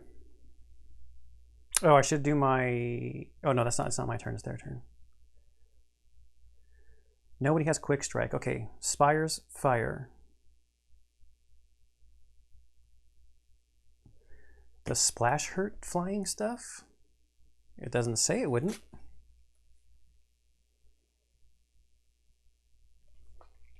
Okay, so dispatch platform is in range to shoot here for 1. And a splash damage, right? I don't see why not.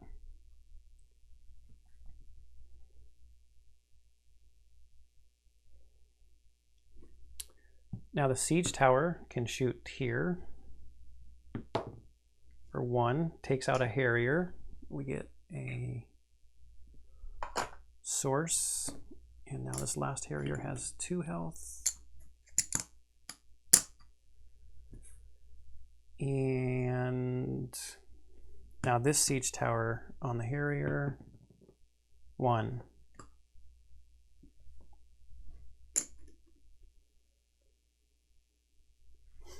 Okay, attacks. Darb would attack Cram. Does 2 damage. Cram attacks back. So now I need to look up dodge. Damage from an attacking or retaliating unit would defeat this unit. Instead, reduce the damage to 0 and do not retaliate. Remove all upgrades from this unit and flip to its basic side, keeping its current health.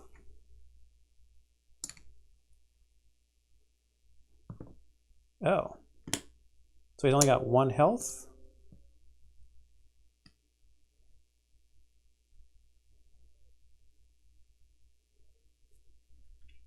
Hey, well, that was a really good plan. As long as Cram stays alive, I guess. It was an okay plan. Which, oh crap. Oh yeah, Darb can only hit him for 1 next turn, which will get blocked by his armored. And as long as I don't move or attack, I get a health.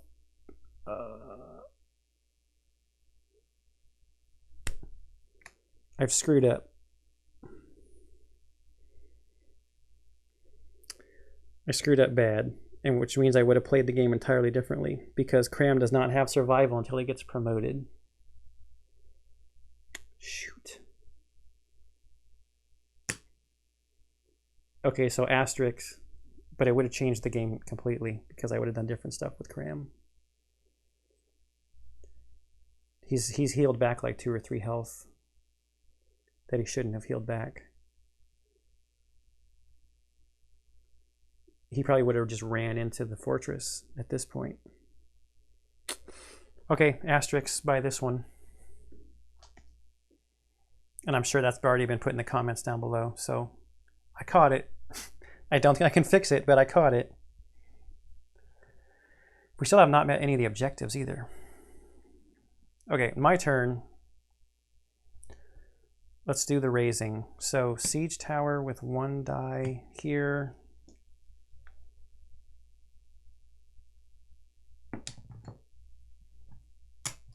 Nope, and we got to try to get rid of this minaret. So that guy with 1 die. Yeah, we got a 2.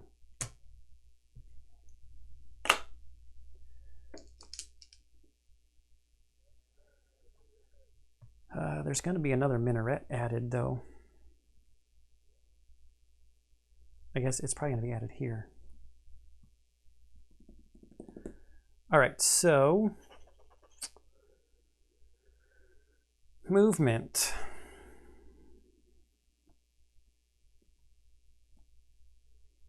I don't think I move.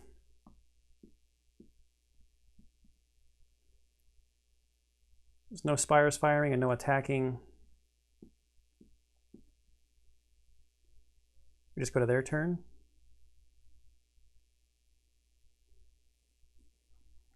I guess so. At the start of their turn, nothing really happens. Movement, Darb's already next to his mark. Harrier can't get past anybody. And he can't attack anybody, so quick strike. So let's have the dispatch platform fire. Because if he can take it out, I think Splash takes Darb out.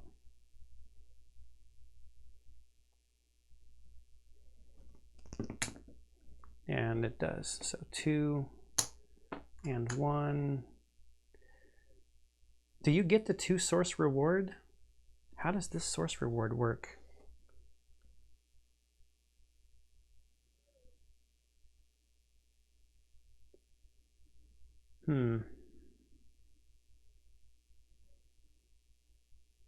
Why would there be a source reward on here if he doesn't die on this side? Do I get 3 source for this? Or just 1? I know I get 1 for the Harrier. So we're sitting at 2.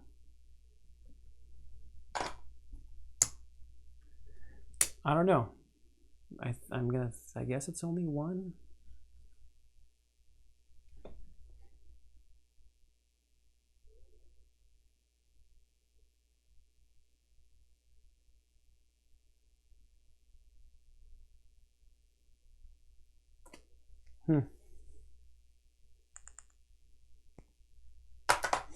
I don't know.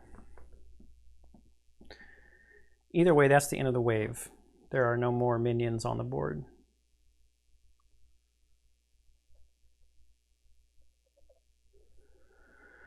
This is going to be rough. So, roll the event die. 1. That would add to Darb, but Darb is dead. We need to clear this out.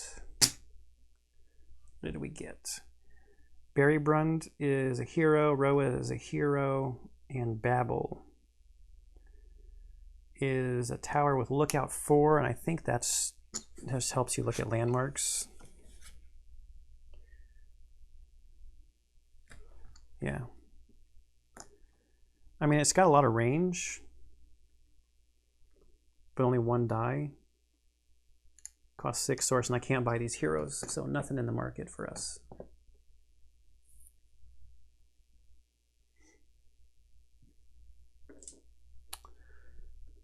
No source income. Not going to buy anything from the market. Add an attack die to the bottom of an air spire of your choice.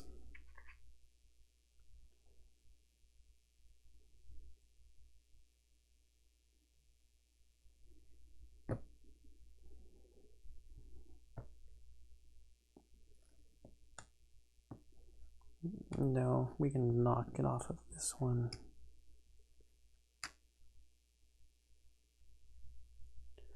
And then they're going to construct a minaret.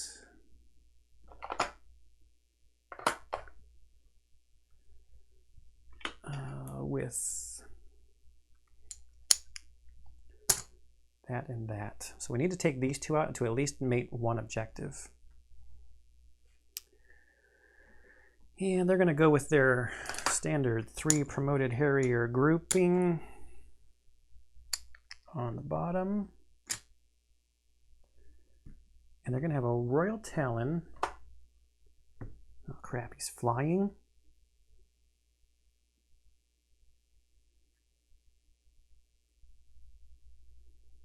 Not promoted though. Under a Wind Rush.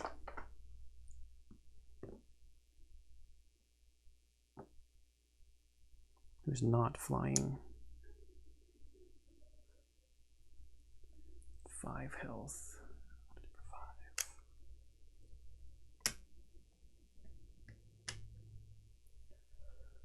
So, with 11 CP, I think we need... We cannot buy... in the build phase, I don't think there was anything I could afford with my source.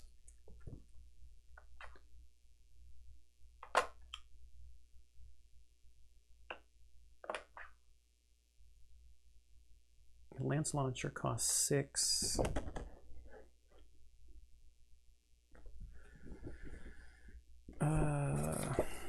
Unless... No.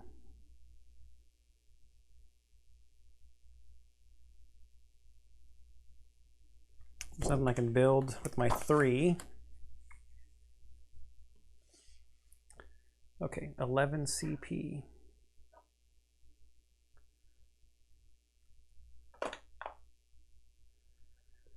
Source Siege has 3 range and air defense. Wondering if I should get 2 dispatches. This flying Talon, this flying Royal Talon has me nervous. Too bad I couldn't upgrade those guys. Or that too bad I didn't upgrade those guys. So that's 6.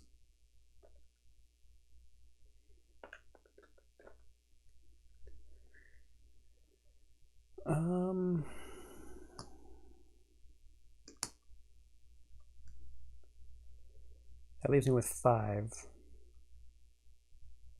There's not a lot of good options with 5.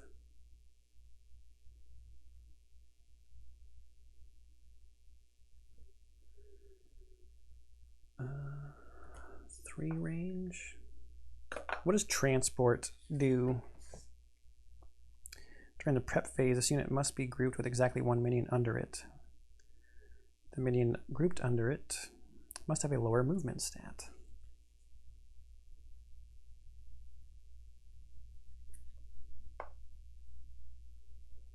Is that worth 6?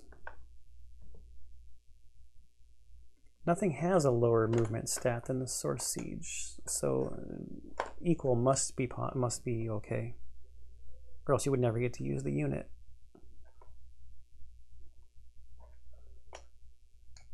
Maybe I do 2 Aegises and a Dispatch, and plan on the fact that I'm going to need to build a Lance Launcher somewhere.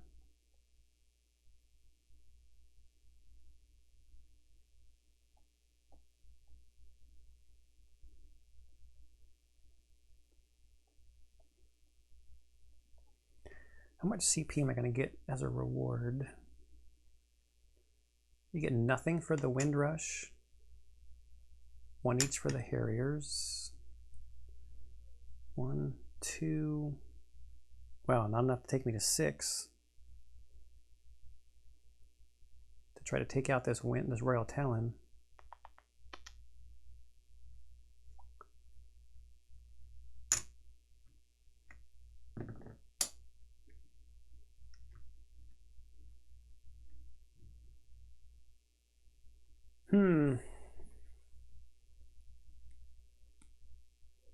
Because the Architect can only build a dispatch platform, right?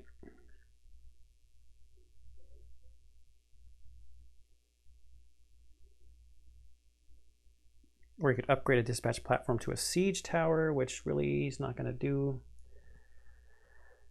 that much for me. I think I have to take the 2 dispatches and try to keep them alive. So that's only spending 10.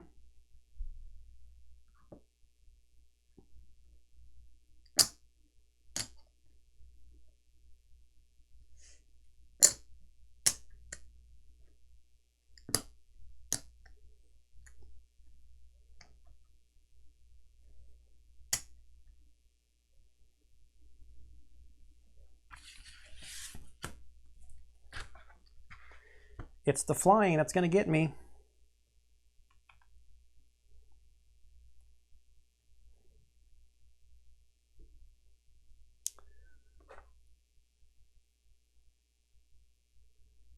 Air defense 1 and 1. 6 source. There's just not enough source rewards.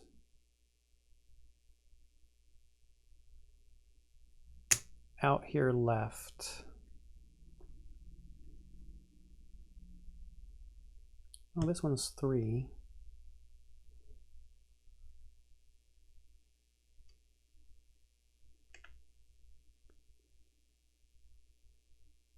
That's 1, 2, 3, 4 turns.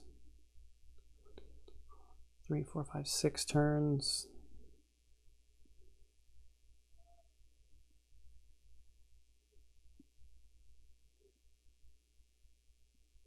I gotta take the chance. So back to the market phase, I am gonna spend 2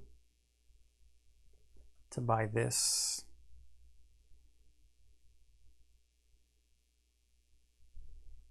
I'm gonna do that. Or that.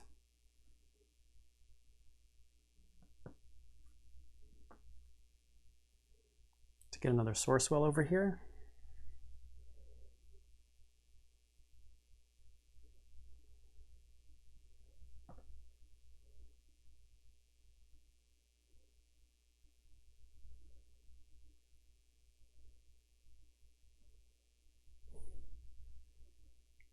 I think that's a plan. I don't know if it's a good plan. Okay. And then technically we would show that, but it doesn't really matter anymore. Okay, so, and the heirs are first.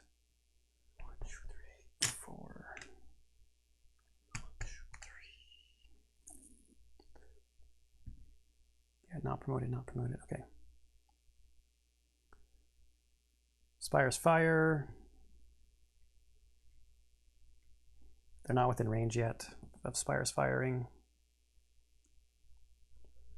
So, I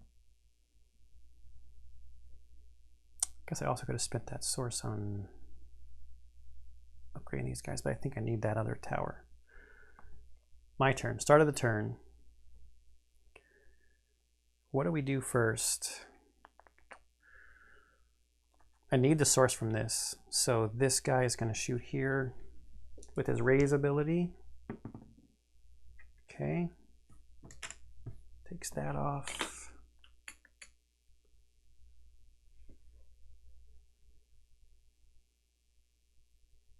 This guy will shoot at this minaret here. Takes his range off. That's start of the turn, so now we go to movement. 1, 2. 1, 2. Still out of range of that guy, and now this guy has no range on anybody. I need to take the range off of this guy. This guy's going to shoot here next time. I think that's the end of my turn. We go to their turn. 2, 3, 4. So the Windrush is not flying, so my Spires can actually fire at him. 1, 2, 3, 4. And I need to get that Royal Talon out while I still got Aegis protecting my dispatch guys who will be able to shoot at him when they all get bunched up over here. So that's movement. No one is in range for a quick strike attack before my Spires fire. So this Spire will shoot here. 2. Look at that. Let's get this transport out of here. This one will shoot here. 1.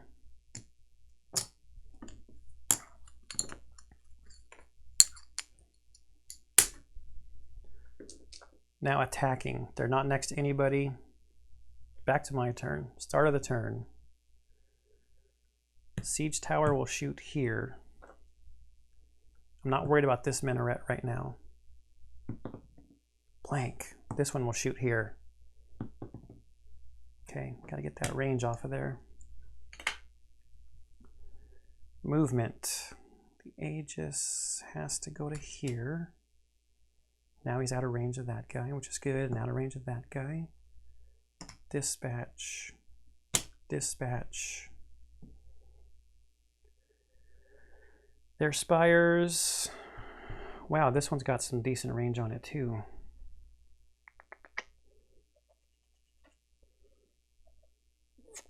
Okay. None of their Spires can fire at me. Now attacking. I think my dispatch is going to attack here. No retaliate. That's a range of 2. Do I do that?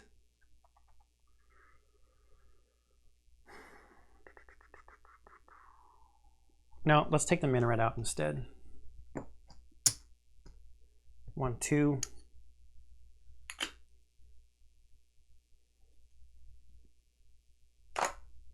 So that one is gone. Hey, look at that, an open source well. Might not need it anyway.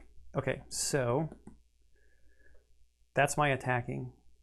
Now we go to their turn.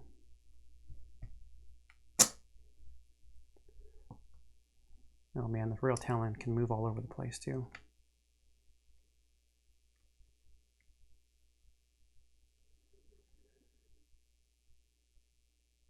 Oh no, and flying is...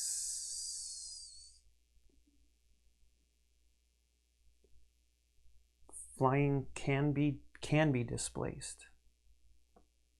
Because other units may displace. Doesn't say they have to. So as long as I make progress, I'm probably okay.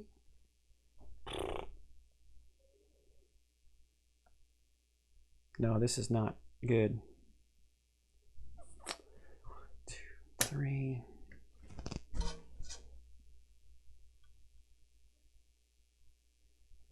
Oh, this is really not good.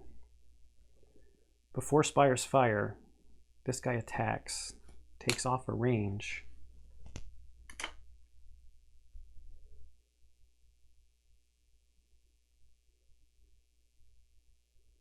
And now Spire's Fire.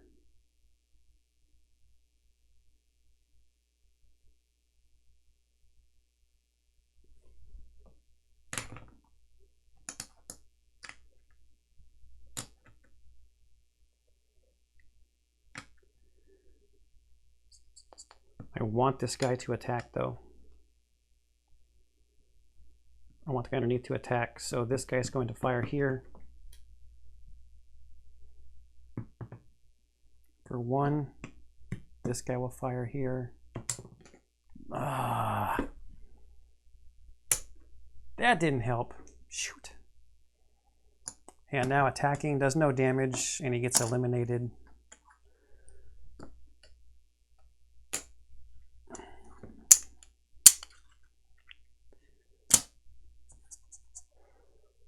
Yeah, that's not good.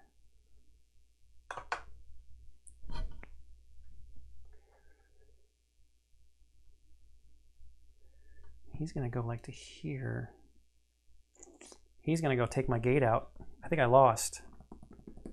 Oh, I can always... Oh, I don't have the source. I could have built it here. This was dumb. I always forget about these. Do I want to cheat?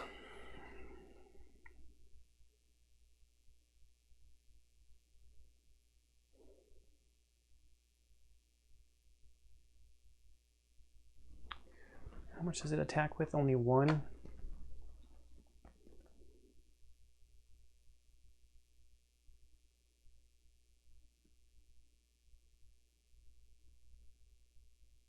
I think we're in some serious trouble.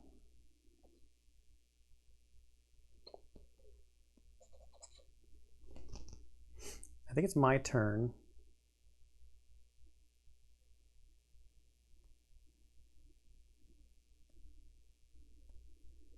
So let's do the raise. This guy now does not have the range. So this one here on here.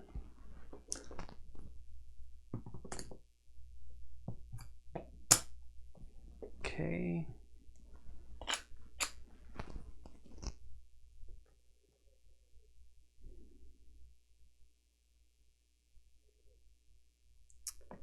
Now movement. Makes progress. This is bad. Makes progress and makes progress.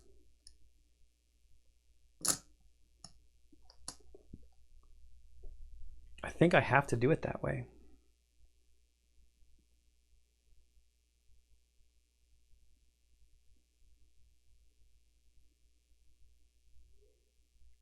I don't think I have a choice.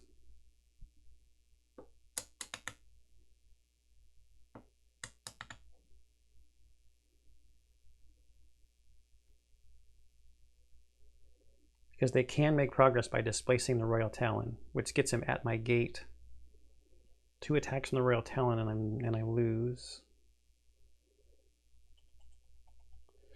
Okay, so Spire's Fire, they don't have the range. Oh, this one has range. But my armor blocks it.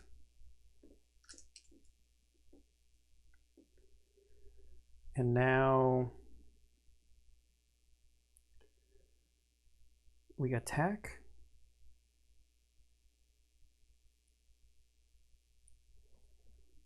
Take 1 out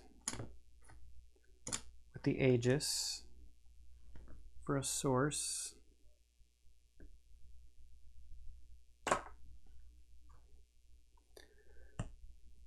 One there, and he attacks back, killing the dispatch.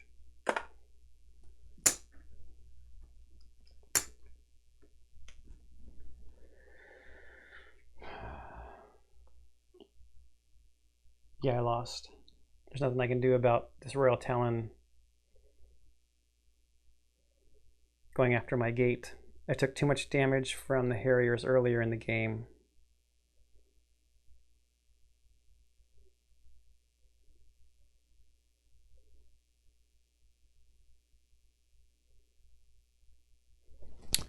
So this is how it would play out, I think. So we go to their turn. Move. He can't move. What is his priority? Heroes first and then Spires. Okay, so he doesn't move, but before Spires fire, he would damage this siege tower. And then Spires get to fire.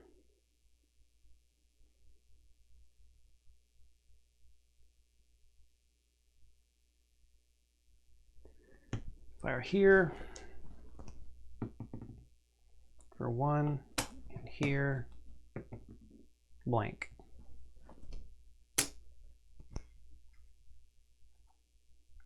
Attack for 3, so I'm down to 1.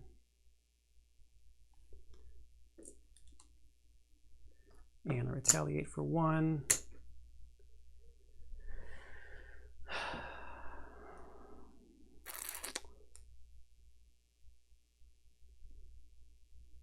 Yeah, there's nothing I can do. Cram does not have the ability to...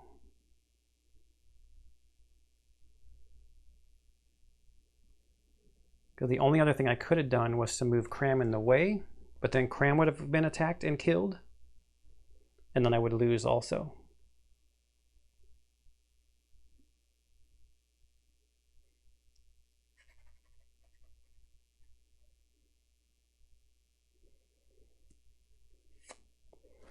All right.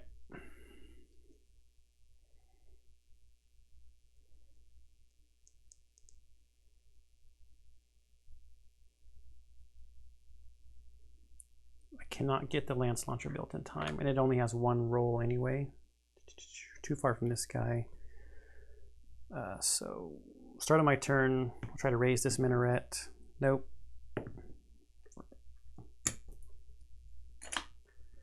I would have at least gotten the minarets are gone thing done. Any movement? I don't think so. So attacks, takes this guy out for 1. And then there's 1 left. Dispatch can shoot at him for 1.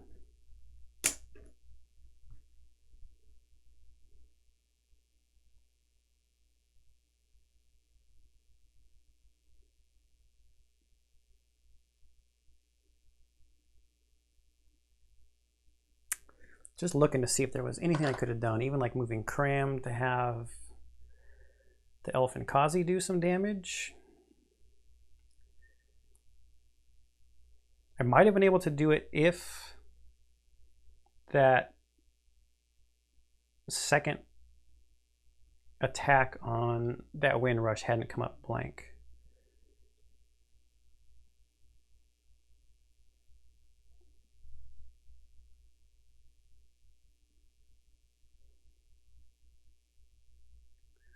And I'm not sure that I had to move through the flying guy. So either way, we get to their turn and he takes that thing out. So I lose, but I'm just trying to think about what I could have done to maybe not have lost. If you've got any hints, let me know in the comments down below. So there's a loss on the first scenario for the solo campaign, Cloudspire. Okay, I hope you enjoyed that, and I hope you're enjoying everything else I've got up on the channel. Let me know any tips, tricks, or hints for this down in the bottom in the comments down below if you are a Cloudspire player, and I'll see you in the next one.